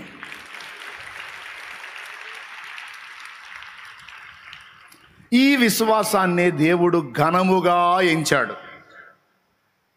అరే వాళ్ళ మధ్య, దూతల మధ్య అంతగా సంచరించి ఆయన ఏందో రుజువు చేసుకున్నా వాళ్ళు అనుమానించి తిరిగి వీళ్ళకి కంటికి కూడా కనపడలా నా కుమారుడు. ఆయనను గూర్చిన వార్త మాత్రమే వాళ్ళ చెవులకు చేరవేశా. ఆ వార్తకే హృదయాన్ని కనెక్ట్ చేసుకొని, రైట్, ఇది కదా సత్యం, ఇది కదా క్రమం, ఇది కదా దేవుడు అంటే, ఇది కదా న్యాయం అంటే, ఇది కదా ప్రేమ అంటే, ఇది కదా నీతి అంటే, ఇది కదా అని కొంతమంది హృదయాలు కదిలిన వారై నా కుమారుడి తట్టు తిరిగారు. నా కుమారుణ్ణి చూడలా, కానీ నా కుమారుణ్ణి ప్రేమించారు. నా కుమారుడి సిలువను చూడలా, కానీ ఆ సిలువ నిజమని నమ్మారు. నా పిల్లలు చూడకయే విశ్వసించారు. ఆ విశ్వాసాన్ని వారికి నీతిగా ఎంచి, ఇదిగో నా ప్రియ కుమారునికి పట్టమహిషిగా వీళ్ళని ఎంపిక చేస్తున్నా నేను. దూతలారా, మీరు చూసి నమ్మలేదు, మీరు చూసి అనుమానించారు. అదిగో నా పిల్లలు చూడకయే నమ్ముతున్నారు. జస్ట్ ఆ వార్తకే కనెక్ట్ అయిపోయారు. ఇప్పుడు వాళ్ళకి కాక ఇంకెవరికి ఉంది అర్హత? నా బిడ్డ పక్కన కూర్చునే అర్హత. అందుకన్నాడు, తోమా దా, ఇదిగో చేతుల్లో రంధ్రాలు ఉన్నాయి, వేళ్ళు పెట్టి చూసి అప్పుడు నమ్ముతానన్నావుగా, చూడు, ఇదిగో చూడు, ప్రక్క డొక్కలో గాయం చూసావా? నా ప్రభువా, నా దేవా. తోమా, నీవు చూసి నమ్మితివి, చూడక నమ్మిన వారు మరి ధన్యులు తోమా. ఆ చూడకయ్యే నమ్మిన ధన్యత ఇప్పుడు మనందరికి వచ్చేసింది. తోమాకి లేదు, తోమా చూసి నమ్మాడు. దూతలకు లేదు, దూతలు చూసి గొర్రెపిల్ల, వధింపబడిన గొర్రెపిల్ల స్తోత్రము, మహిమ, శక్తి, ఘనత అన్ని పొందనరు కూడా అని వాళ్ళు చూసి చెప్పారు. మనం వినుట వల్ల విశ్వాసం కలిగింది. వినుట క్రీస్తుని గూర్చిన మాట వల్ల కలిగింది. భక్తులు సువార్త వ్యాపింపజేశారు, చెప్పారు. ఆ చెప్పే సువార్త వాళ్ళ నోట చివరికి నీ చెవికొచ్చి చేరింది, నా చెవికొచ్చి చేరింది. మన మనస్సు యాక్సెప్ట్ చేసింది ఆయనే కరెక్టు అని. గతంలో మనం ఫాలో అయ్యే వాటిని సైతం పక్కన పడేసి ఆయనే కరెక్టు, అదే న్యాయం. మన పాపాలకు మనం లంచాలు ఇవ్వటం కాదు, మన పాపములకు ప్రతిగా మనం శిక్ష అనుభవించడం న్యాయం. ఆ శిక్ష మన స్థానంలో పొందినవాడే నిజమైన దేవుడు, నిజమైన సృష్టికర్త, నిజమైన తండ్రి, ఆయన ప్రభు అయిన యేసుక్రీస్తు. ఇదిగో ఇది నేను నమ్ముతున్నా. ఎవడు ఒప్పుకున్నా ఒప్పుకోపోయినా ఇది నేను నమ్ముతున్నా. తనువు బలిపేటెను మాయన్న, తప్పుల్ విడగొట్టెను మా తండ్రి. తనువు బలిపేటెను మాయన్న, తప్పుల్ విడగొట్టెను మా తండ్రి. మనసులో సాక్ష్యమిట్లున్నా, మనసులో సాక్ష్యమిట్లున్నా, మనుషులెట్లన్నను మాకేమి. యెహోవా మా తండ్రి కాడా, యేసుడు మాయన్న కాడా. యెహోవా మా తండ్రి కాడా, యేసు మహిమ గల శుద్ధాత్మ ఇట్టి వరుస తెలిపెంగదమా తోడా యెహోవా మా తండ్రి కాడా యేసుడు మాయన్న కాడా. అది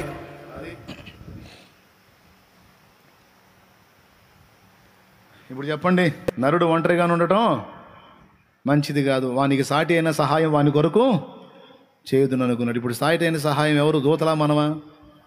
మనకంటే ముందు వాళ్ళు సృష్టించబడినను పరీక్షలో వాళ్ళు ఫెయిల్, మనం విశ్వాసమును బట్టి మామూలు పాస్ కాదు, ఫస్ట్ క్లాస్లో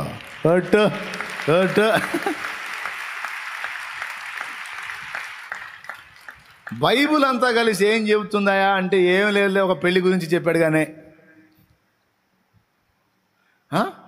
అంతేనా? అంతే. ఒక పెళ్లితో ఆరంభమైంది, ఆదాం పెళ్లితో. యేసు ప్రభు సూచక్రియలు కానా అనే పెళ్లి విందులో ఆరంభమయ్యాయి. ఒక పెళ్లితో ప్రారంభమైంది, ఒక పెళ్లితో ముగుస్తుంది. అది బైబిల్. పెళ్లితో ఆరంభమైందా, పెళ్లితో ముగుస్తుందా? మరి చివరికి ఏందండి? గొర్రెపిల్ల వివాహోత్సవ సమయం. గొర్రెపిల్ల భార్య తను తాను ఏం చేసింది? సిద్ధపరచుకున్నది. ఇప్పుడు క్లైమాక్స్ ఏంటి? శత్రు వినాశనం. పెళ్లి కుమార్తెను తీసుకెళ్ళి పెళ్లి చేసుకోవటం. వరుడెవరు? కడపటి ఆదాము. మరి నారెవరో? వధువెవరు? సంఘము.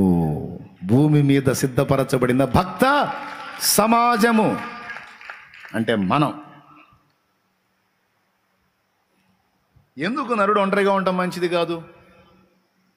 ఎందుకంటే నరుని నుంచి ఉత్పత్తి జరగాలంటే వానికి సాటి అయిన సహాయం వానికి కావాలి. వారిద్దరి ద్వారా ఇక జనములు భూమి మీద విస్తరించాలి. ఇది జరగాలంటే నరునికి సహధర్మచారిని కావాలి, సాటి అయిన సహాయం కావాలి. అలాగే దైవ కుమారుని ద్వారా దేవుడు లోప పాప రహిత ప్రపంచాలను నిర్మించాలనుకున్నాడు. నేను చెప్పింది వినపడిందా? మళ్ళీ చెప్పేదా? తండ్రి అయిన దేవుడు తన అద్వితీయ కుమారుని ద్వారా లోప పాప రహిత అంటే ఈ రెండు లేని సృష్టిని చేయాలనుకున్నాడు. అది చేయాలంటే ఇప్పుడు ఆయనతో పాటు ఆయనకి సాటి అయిన సహాయం కావాలి. మరి ఆదాము హవ్వల ద్వారా కదా భూమి మీద జనం విస్తరించింది. అలాగే కడపటి ఆదాము కూడా ఒక హవమ్మ కావాలిగా. ఆదాము ఈ హవమ్మను పెట్టుకొని వీరిద్దరి ద్వారా ఇక క్రొత్త ప్రపంచాలు నిర్మిస్తారన్నమాట. ఆ ప్రపంచంలో ఇక పాపము, శాపము, లోపము ఇక కనపడవు. ఎందుకంటే అన్ని ఎరిగిన తల్లి ఉంది, పాపం ఎరగని తండ్రి ఉన్నాడు. పూర్తిగా పరిశుద్ధుడైన తండ్రి ఉన్నాడు, పాపము పరిశుద్ధత రెండు ఎరిగిన తల్లి ఉంది. ఇప్పుడు ఇక చేయబోయేటువంటి వాళ్ళకి పరిశుద్ధత గురించి చెప్తారు, పాపాన్ని గురించి కూడా చెప్తారు. ఎందుకంటే ఇద్దరికి అనుభవాలు ఉన్నాయి కాబట్టి ఈ ఇరువురి అనుభవ సారంగా వచ్చేటువంటి నూతన జనాలతో క్రొత్త భూమి నిండుతుంది. మరి మనం ఏడుంటాం? నూతన యెరూషలేములో మనం ఉంటాం. 12 గుమ్మాలు, 12 ముత్యాలు, పునాదుల మీద అపోస్తలుల పేర్లు, గుమ్మాల మీద ఇశ్రాయేలు గోత్రకర్తల పేర్లు. పొడుగు, వెడల్పు, ఎత్తు చచ్చవక 4 అన్ని కొలతలు ఒకే. పొడుగు ఒకటే, వెడల్పు ఒకటే, ఎత్తు పొడవు వెడల్పు ఎత్తు మొత్తం ఒకటే ఉండేటువంటి ఒక అద్భుతమైనటువంటి ప్రపంచం అది. ఆ ప్రపంచంలో ఇక్కడ నుండి రేపు ఎత్తబడేటువంటి సంఘం ఉండబోతుంది. దేవునికి మహిమ. కొత్త పెళ్లి కూతురు కోయిలమ్మ, మంగళమే యేసునకు పాడరమ్మా, కొత్త ఆకాశము పెళ్ళి పందిరమ్మా, కొత్త భూమే పెళ్ళి పీఠమ్మా, కొత్త పెళ్లి కూతురు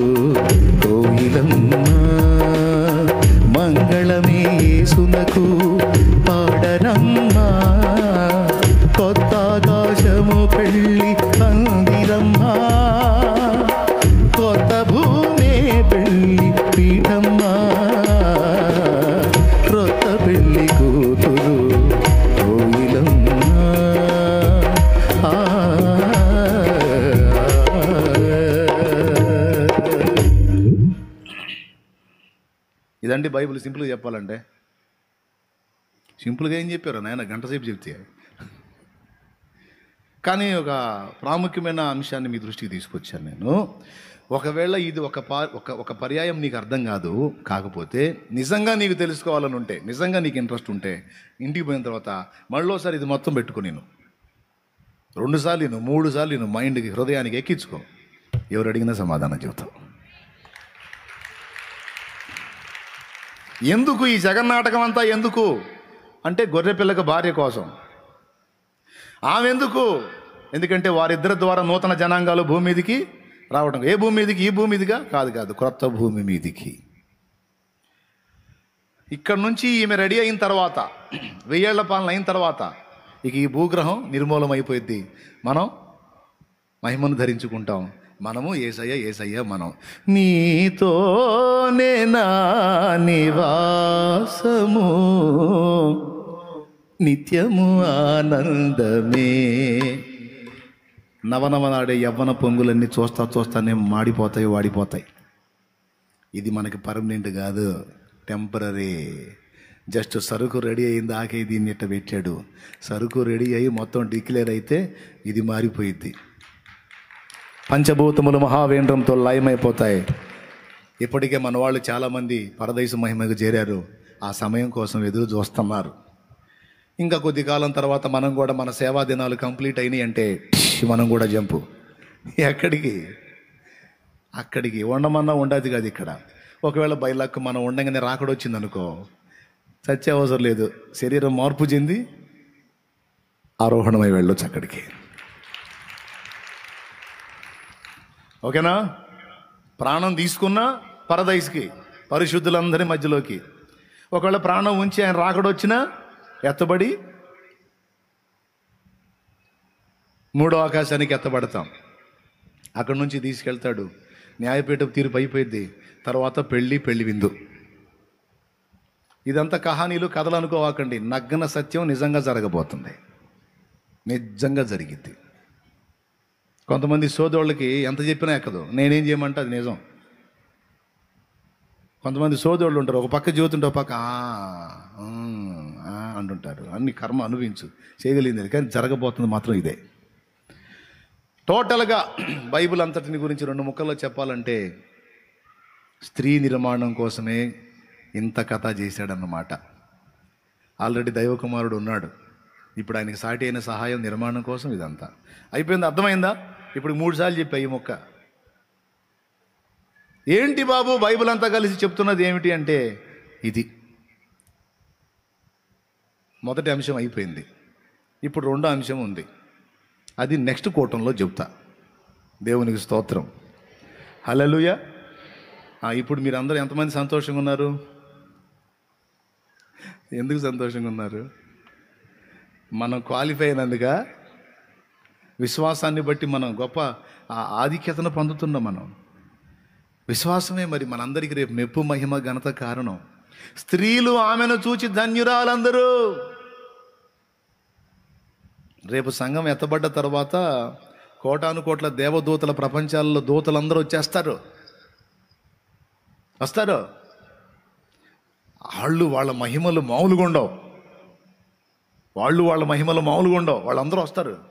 వాళ్ళందరిలోకి ఈ భూలోకం నుండి తీయబడే అమ్మాయి ఉందే, ఈ అమ్మాయి పేరు నల్లపిల్ల. వాళ్ళ మహిమతో పోల్చుకుంటే మరి భూమి మీద మహిమే ఉందండి, మట్టేగా. ఈ మట్టిలోకం నుండి తీయబడిన ఈ అమ్మాయి నల్లపిల్ల. ఈ అమ్మాయికి లోకంలో పాపం తెలుసు. క్రీస్తు రక్తము చేత పరిశుద్ధపరచబడి పరిశుద్ధంగా జీవించేటువంటి పరిశుద్ధ జీవితము తెలుసు.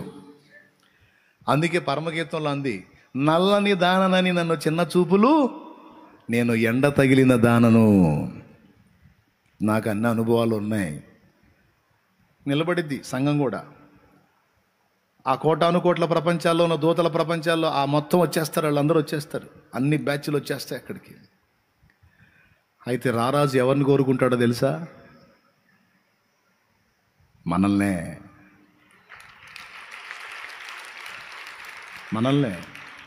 ఎందుకు? చూడక ఏ నమ్మితిరి. జస్ట్ దైవకుమారుడి యొక్క ప్రాణత్యాగాన్ని వినినంతనే నమ్మితిరి, చూసి కూడా వారు నమ్మకపోతిరి. వాళ్ళకు రుజువులు చేసుకోవాల్సి వచ్చే, మనమైతే చూడకయే. ఆ విశ్వాసం ఎంత ఆధిక్యత తెచ్చిపెట్టిందండి మనకి. అందుకే విశ్వాసాన్ని అంత హైలైట్ చేశాడు దేవుడు. విశ్వాసం ఉంచండి మొర్రో అని ఎందుకు అంత సేటు కనపరిచాడంటే, అంత దాని విశ్వాసాన్ని అదే మనకి రేపు మహిమ కారణమైద్ది. మనకు గొప్ప అదే. పరమగీతము 6వ అధ్యాయం ఒక్కసారి తీసుకోండి, ఒక్కడు చదవండి, నేను ప్రార్థన చెప్పేటప్పుడు అడగండి. పరమగీతము అయిపోయింది, సంతోషంగా తెప్పండి, తొందరగా తెప్పండి. 6వ అధ్యాయం 8వ వచనం చదువు. 60 మంది రాణులను 8 మంది ఉపపత్నులను లెక్కకు మించిన కన్యకులను కలరు. చాలా మంది కన్యకులు అంటే దూతల ప్రపంచాలలో, ఆయా దూతల ప్రపంచాల్లో ఉన్నటువంటి సంఘాలు, సమూహాలు లెక్కకు మించి ఉన్నాయంట. లెక్కకు మించి ఉన్నాయి, దేవుడు సృష్టించినాయి. అయితే నా పావురము నా నిష్కరంకురాలు ఒక్కతేనట. ఆయన పావురం ఎవరు? ఆ పావురం ఎవరా పావురం? నేను చెప్పనా? ఆదాము భార్య అయిన హవ్వను నిర్మించడానికి ఆదాముకు గాఢ నిద్ర కలుగజేసి ప్రక్క నుండి ఎముకను తీసి హవ్వగా నిర్మించి తీసుకొచ్చి పెట్టాడు కదా. అట్లాగే ఈ పావురం పుట్టడానికి ఆయన శిలువ మీద మరణ నిద్ర పొందాల్సి వచ్చింది. శిలువ మీద మరణ నిద్ర పొందితే ఆ ప్రక్క డొక్కలో నుంచి పుట్టినదే ఈ సంఘము. విశ్వాసమును పుట్టినదే ఈ సంఘము, వధువు సంఘము. నా పావురము నా నిష్కళంకురాలు ఒక్కతే. ఏమిటో అంత నిష్కళంకం? మీరు యథార్థంగా ఒక మొక్క చెప్పండి, నేను ప్రార్థన చేస్తాను, నిజంగా చేస్తాను. అసలు మీలో ఏ పొరపాటు లేదా? బాప్తీసం పొందకముందు అంటే తీసేయండి, ఏదో పాపులు ఎట్ట పెడితే అట్ట తిరిగాం, బతికాం, జీవించాం, అయిపోయింది. ఆ నీళ్లలో మునిగి సత్యాం, పాత జీవితంలో సత్యాం, క్రీస్తునందు కొత్తగా జన్మించాం, ఇప్పుడు నూతన సృష్టి. ఇప్పుడు చెప్పండి అన్న, బాప్తీసం పొందిన దగ్గర నుంచి ఇప్పుడు దాకా ఎంత తప్పు కూడా లేదన్న, అస్సలకి ఇంత పొరపాటు కూడా లేదన్న అస్సలకి నా దగ్గర అన్నోళ్ళు చేతులు ఎత్తండి. ఒక్కళ్ళు కూడా గుండె జాల్లా. చిన్నయో పెద్దయో కొన్ని లోపాలు, కొన్ని వంకర్లు, కళంకాలు ఉన్నాయి అన్నోళ్ళు చేతులు ఎత్తండి. మరి ఎంతమంది కలిసి చేతులు ఎత్తితే కనీసం ఒక్క చేయి కూడా దిగల, అన్ని చేతులు పైకి లేచినాయి. మరి ఆయన ఏందండి నా పావురం నిష్కళంకురాలు అంటాడు, మీరు ఒప్పుకుంటారు ఆ మాటకి? మనకు కళంకం లేకపోవటం ఏందన్నా, అన్ని వంకర్లేక మన బతుకంతా. కానీ ఆయన ఏమన్నాడు తెలుసా? నా పావురము ఒక్కతే నిష్కళంకురాలు అన్నాడు. అది ఎట్లనో చెప్పనా ఒక్క మాటలో?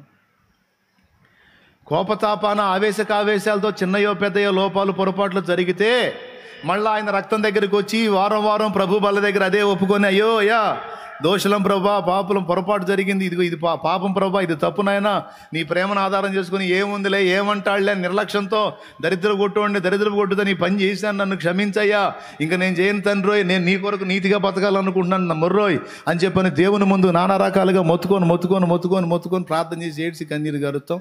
ఆయన రక్తంతో కడిగి శుద్ధి చేస్తాడు, అది వేరే సంగతి. చిన్న చిత్తగా లోపాలు, పొరపాట్లు, పాపాలు ఏవో జరుగుతూ ఉంటాయి. నోరు జారో, కాలు జారో, కన్ను జారో, చేయి జారో అన్నట్టు జరుగుతాయిలేవా? జరుగుతూనే ఉంటాయని శాలేమని కూడా చెప్పాడుగా. జరుగుతూనే ఉంటాయి, జరిగించవాకు, మొహం పగిలిద్ది. స్తోత్రం. ఊరుకోడు, పద్దాకలు చూస్తా ఊరుకుంటాడు. నువ్వు కోచేష్టాలు చేస్తూ ఉంటే పద్దాకలు చూస్తా ఊరుకోడు, కొడితే తిరిగిద్ది. ఎందుకంటే ఆ చనువు వచ్చేసింది విశ్వాసాన్ని బట్టి. అందరిని వదిలేసినట్టు వదిలేడు, నిన్ను పెళ్లి చేస్తాడు. జాగ్రత్త, దేవునికి మహిమ. ఎందుకంటే నువ్వు ఆయన సొత్తు. ఇప్పుడు నువ్వు ఆయన పావురం, నీ ఇష్టం వచ్చినట్టు తిరిగితే ఊరుకోడు. ఇది గుర్తుపెట్టుకో. ఏదైనా పొరపాటు జరిగితే వెంటనే ఆయన పాదాలు, అయ్యా తేడా పడ్డానయ్యా, అయ్యా క్షమించాయా, సరే పో, పద్దాకలు అక్కడే వీక్ అవుతున్నావు, నువ్వు సరి చేసుకో అంటాడు. సరి చేసుకోవాలి. ఎక్కడైనా లోపం జరుగుద్దేమో, ఎక్కడన్నా తొట్టు పడతామేమో, ఎక్కడన్నా త్రోవ తప్పితే, ఎక్కడన్నా తేడా పడతాం, ఒక్క చోట మాత్రం రాజీ పడం. ఎక్కడో తెలుసా? మన భర్తను ఆమోదించి ప్రేమించి హత్తుకునే విషయంలో సంఘం కంటే పతివ్రత ఇంకొకటి లేదు. ఒక విచిత్రమైన మాట అండి ఇది.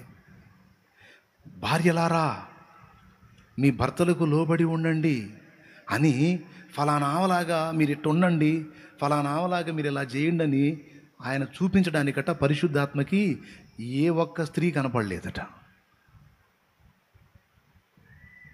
ఒక్క స్త్రీ కనపడింది. ఆ స్త్రీ పేరే సంఘం.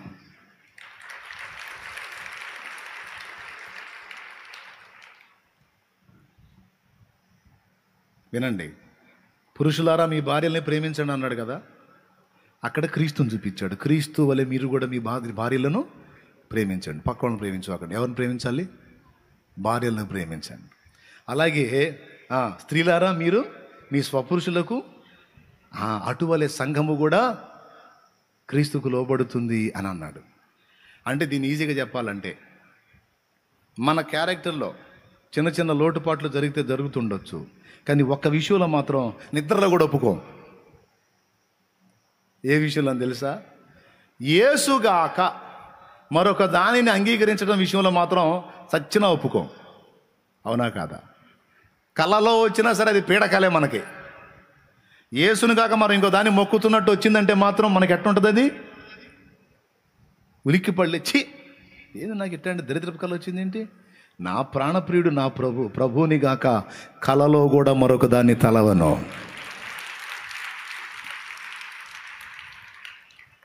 ఎంతమందికి అర్థమైంది? ఈ పాయింట్ దగ్గర మాత్రం సచ్చినా లోబడం మనం. ఇంకెక్కడన్నా చిన్న చిన్న భంగపాట్లు జరుగుతాయి, కానీ ఆయన నా ప్రాణప్రియుడు, ఆయనకు గాక మరొక దానికి నేను మొక్కను అనే విషయంలో మాత్రం నెంబర్ 1 పతివ్రత ఎవరంటే సంఘమే, మనమే. కలలో వచ్చినా ఊరుకోం. వేరే దానికి మొక్కుతున్నట్టు కళ వచ్చిందనుకో, ఉలిక్కి పడలే, చి ఏంది దరిద్రం, నాకు ఇది ఇట్లాంటి కళ వచ్చింది, ఏ నామూలు ఇది తొలగిపోవును కాక. మార్పు లేని మనసే నీది, మరపురాని ప్రేమే నీది. మార్పు లేని మనసే నీది, మరపురాని ప్రేమే నీది. కలనైనా మెళకువనైనా, కలనైనా మెళకువనైనా మధుర స్మృతి నీవేగా, ప్రేమానిధి నీవేగా, మధుర స్మృతి నీవేగా. హృది నిన్ను పాడేనుగా, నా గురి నీవే, నా దరి నీవే, నా స్వరఝరి నీవే యేసయ్యా, నా స్వరఝరి నీవే యేసయ్యా, నా గురి నీవే, నా దరి నీవే.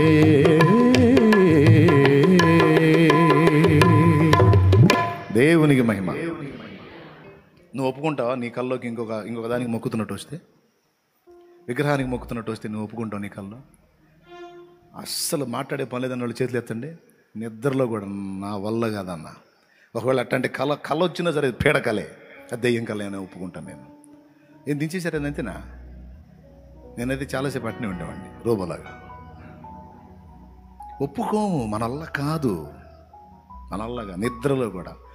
ఒకవేళ అలాంటి మెతక ఎవరి దగ్గర ఉంటే వాళ్ళు ఏనాటికైనా సరే పోయి లోకంలో కలుస్తారు. అలాంటి మెతక ఎవరిలోనన్నా ఉంటే వాళ్ళని సంఘంలో ఉండనీడు దేవుడు. గుర్తుపెట్టుకోండి, ఇది ఫిల్టరేషన్ కరెక్ట్గా చేస్తాడు ఆయన. పక్కది కూడా పర్వాలేదు అనే మెతక, పక్కది కూడా కరెక్టే అన్న మెతక ఎవరిలోనన్నా ఉంటే వాళ్ళు ఏనాటికైనా పోయి లోకంలో కలుస్తారు. పొర్రపాటును కూడా ఛాన్స్ లేదు. దేవుడు అనటానికి యోగ్యుడు, ఆ క్యారెక్టర్ ఉన్నోడు, అలాంటి జీవితం జీవించినోడు, ప్రాణం పెట్టినోడు, తిరిగి లేచినోడు, న్యాయాన్ని కనపరిచినోడు, నీతిని చూపించినోడు, విశ్వాసమును బట్టి మనందరినీ పరిశుద్ధులుగా తీర్చినవాడు యేసు తప్ప ఇంకా ఎవ్వడు లేడు. గట్టిగా ఎవ్వడు లేడు, ఆయనే, ఆ ఒక్కడే. నిద్రలో కూడా మర్చిపోయే ప్రసక్తి లేదు. అంతే. ఏమమ్మా అంతసేటు కలవరెత్తున్నా నువ్వు చూసా? మీరు అంతసేటు భజన చేస్తున్నా మీరు చూసారా? మీరు చూసింది లేదు, నేను చూసింది లేదు. కాకపోతే నీది విశ్వాసమే, నాది విశ్వాసమే, కానీ నీది మరి గుడ్డి విశ్వాసం లాగా ఉంది. నా విశ్వాసానికి కొంచెం వైనం ఉందిలే అని చెప్పొచ్చు. అర్థమైందా? మీ అంత తిక్కలేవారం కాదు మంది. మరీ దరిద్రం మీద అసలు దానికి అర్థం లేదు, పర్థం లేదు, వైనం లేదు, తైనం లేదు. ఎందుకు చేస్తున్నారో తెలియదు, ఎడిపోతున్నారో తెలియదు. కానీ నేను చేసేదానికి ప్రతి అడుగులో క్లారిటీ ఉంది,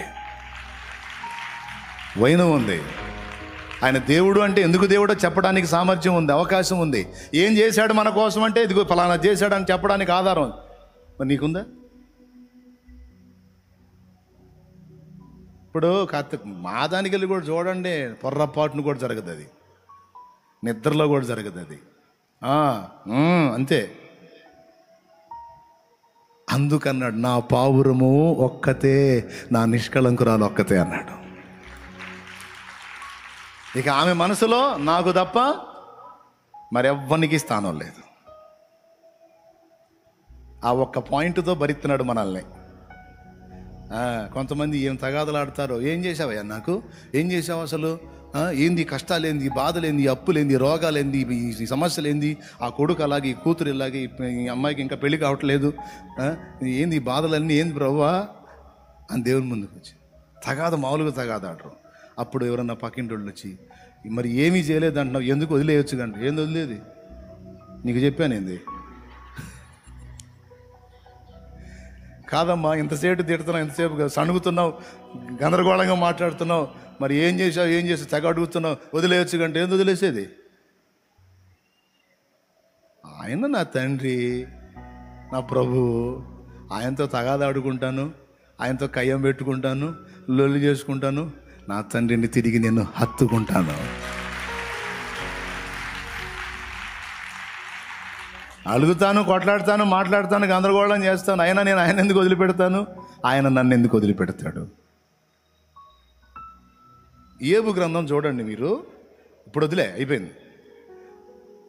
ఇప్పుడు ఏబు గ్రంథంలో దాదాపు 30 అధ్యాయాల పైచిలుకు దేవుడు నాకు ఇట్ట చేశాడు, దేవుడు నాకు అట్ట చేశాడు, నాకు అన్యాయం చేశాడు, మామూలుడు కాదు, అది ఇదని సణుగుతాడా? మాట్లాడతాడు. మే చదవండి, ఏబు గ్రంథం చదవండి. మే అట్లయితే సర్వశక్తుడకు వాడు నాకు అన్యాయం చేశాడు అంటాడు. ఫ్రెండ్స్తో వాదించేటప్పుడు అన్ని ఆరోపణలే ఏబుయి. ఫ్రెండ్స్తో మాట్లాడేటప్పుడు అన్ని ఆరోపణలే ఏబుయి. ఎవరి మీద? దేవుడి మీద. అంత కయ్యాలే. కానీ భార్య వచ్చి దేవుణ్ణి దూషించి సావు అంటే ఎగాదిగా చూసి మైండ్ పోయింది. మూర్ఖురాలు మాట్లాడినట్టు మాట్లాడక అన్నాడు. అంటే వాళ్ళిద్దరి మధ్యలోకి ఎవరన్నా వచ్చి విడదీయాలని చూస్తే మొహం పగిలిద్ది. పోనీ వాళ్ళిద్దరు ఏమైనా ప్రశాంతంగా ఉంటారు. భక్తుడు ఆయన అంటే భక్తుడు గయాలి భార్యతో సమానం. ఎప్పుడు తగాదే. ఏం చేసావయ్యా, ఏం చేసావు?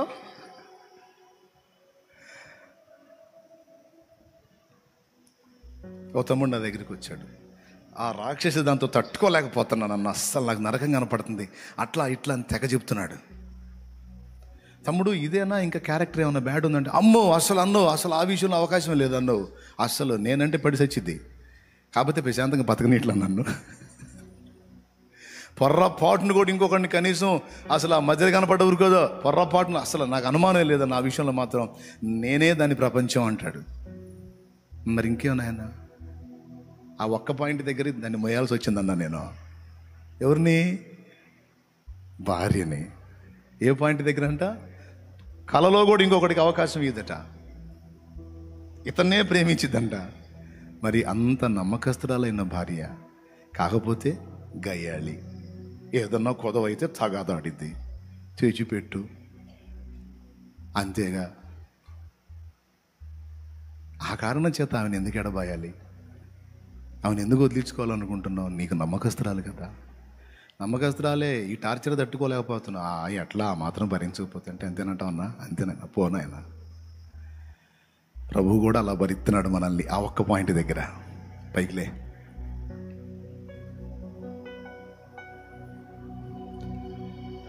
ఇక ఇప్పుడు చెప్పిన మ్యాటర్లోకి ఇంకా లోతుల్లోకి వెళ్ళామనుకో, ఇక సాయంత్రం అయినా అనుమానం ఉండదు.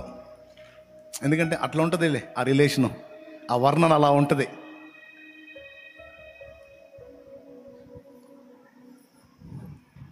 సణిగన గోణిగన ఎన్ని రకాలుగా అన్నా ఎందుకు ఓర్చుకుంటున్నాడో తెలుసా? నీవు పతివ్రతవి గనుక, నీవు పతివ్రతవి గనుక, నీవు గుణవతివి గనుక, నీవు ముత్యముల కంటే శ్రేష్టమైన దానివని ఎరిగాడు గనుక, నీ గుండె నిండా ఆయన తప్ప ఇంకో దానికి స్థానం లేదని గ్రహించాడు గనుక, ఆయన సిలువను నమ్మే విషయంలో, ఆయనను ప్రేమించే విషయంలో నీ దగ్గర వెలితి లేదు గనుక, ఆయన నిన్ను చూసి ఏమంటున్నాడో తెలుసా? ఇన్ని వంకర్లు కలిగిన నిన్ను చూసి నా పావురము, నా నిష్కళంకురాలు ఒక్కతే అంటున్నాడు ఆయన. ప్రియ బిడ్డ, విశ్వాసం ఎంత పనిచేసిందో చూడు. దూతల కంటే కూడా ఆధిక్యతలోకి వెళ్ళేంత అవకాశం విశ్వాసం ఇచ్చింది మనకి. ఆ విశ్వాసాన్ని తుదమట్టుకు చేపడదాం. ఆ విశ్వాసమే అద్భుతాలు చేస్తుంది. ఆ విశ్వాసమే రేపు కిరీటానికి కారణమవుతుంది. అవునండి, మంచి పోరాటం పోరాడి తిని, నా పరుగు గడముట్టించి తిని, నా విశ్వాసం కాపాడుకుంటుని, ఇక మీదట నా కొరకు కిరీటానికి కారణం ఏది?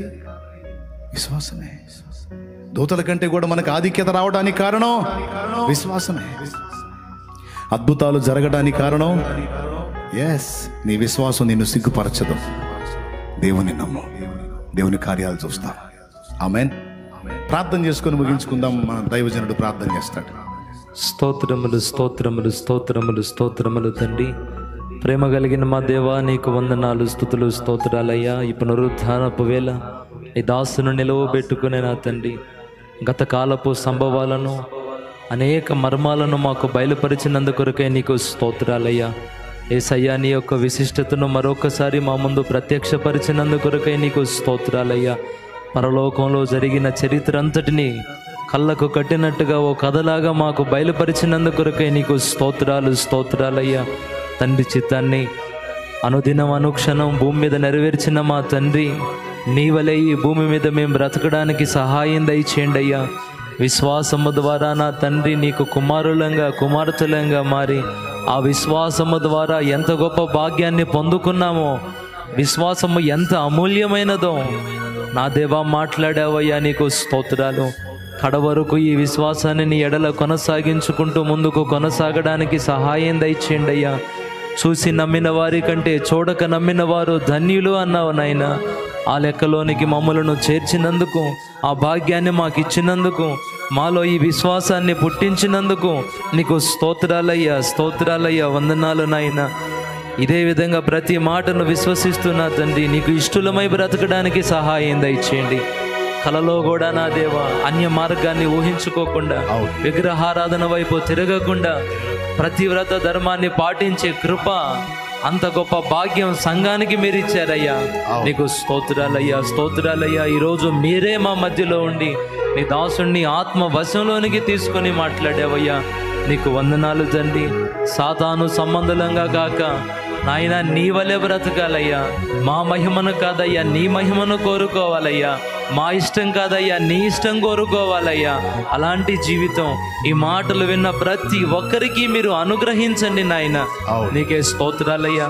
ఆ రాకడలో చేరాలి, ఎత్తబడాలి, నీతో పాటు యుగాలు ఆ మహిమలో, నిత్యానందంలో, ఆ సింహాసనం మీద నీతో పాటు ఏలే భాగ్యం మా అందరికీ దయచేయండి అయ్యా. మీరు నడిపిస్తున్నందుకై వందనాలు చెల్లిస్తున్నాం. ఇంతవరకు వాక్యం అందించిన మీ దాసుని మీ ఆత్మతో నింపండి అయ్యా. ఇంకా బలంగా వాడుకోయ్యా. మంచి ఆరోగ్యాన్ని ఇవ్వయ్యా. రెండవ కోడికను ఆశీర్వాదకరంగా జరిగించయ్యా. ఈ ఉదయకాల కోడికకు వచ్చిన ప్రతి ఒక్కరిని పేరు పేరున దీవించి ఆశీర్వదించండి అయ్యా. వాళ్ళు ఎదుర్కొంటున్న ప్రతి శోధన సమస్య యేసు నామములో తొలగిపోవునుగాక. ఆమేన్. నీ బిడ్డలు చేసే ప్రయత్నాల్లో యేసు నామంలో విజయము కలుగునుగాక. ఆమేన్. ప్రతి చీకటి అంధకార దురాత్మ శక్తుల ప్రభావాలు నీ బిడ్డలను విడిచి పోవునుగాక. ఆమేన్. నీకే వందనాలయ్యా. యవన బిడ్డలకి మంచి భవిష్యత్తు దయచేయండి అయ్యా. ప్రతి సమస్యకు ఓ చక్కని పరిష్కారాన్ని మీరు చూపమని ప్రార్థన చేస్తున్నామయ్యా. ప్రయాణాల్లో వెళ్తుండగా మార్గాల్లో తోడుగా ఉండు, క్షేమాన్ని దయచేయి. యేసు నామములో అడిగి ప్రార్థించి వేడుకుంటున్నాము తండ్రి. ఆమేన్. మన తండ్రి అయిన దేవుని ప్రేమ, ఆయన ప్రియ కుమారుడును లోకరక్షకుడునైన యేసుక్రీస్తు వారి దివ్యమైన కృప, పరిశుద్ధాత్మ దేవుని యొక్క అన్యోన్య సహాయ సహవాస సమాధానములు సమకూడిన మనకు, సకల పరిశుద్ధులకు, సార్వత్రిక సంఘమంతటికి సదాకాలము తోడై ఉండి నిత్యంతములో చేరు పర్యంతము నడిపించునుగాక. ఆమేన్. యేసు రక్తమే జయం, ప్రభు యేసు రక్తమే జయం. యేసు నామమునకు సంపూర్ణ విజయం కలుగునుగాక. ఆమేన్. హల్లెలూయా, హల్లెలూయా, హల్లెలూయా. హల్లెలూయా. అందరం చెప్దాం హల్లెలూయా. హల్లెలూయా.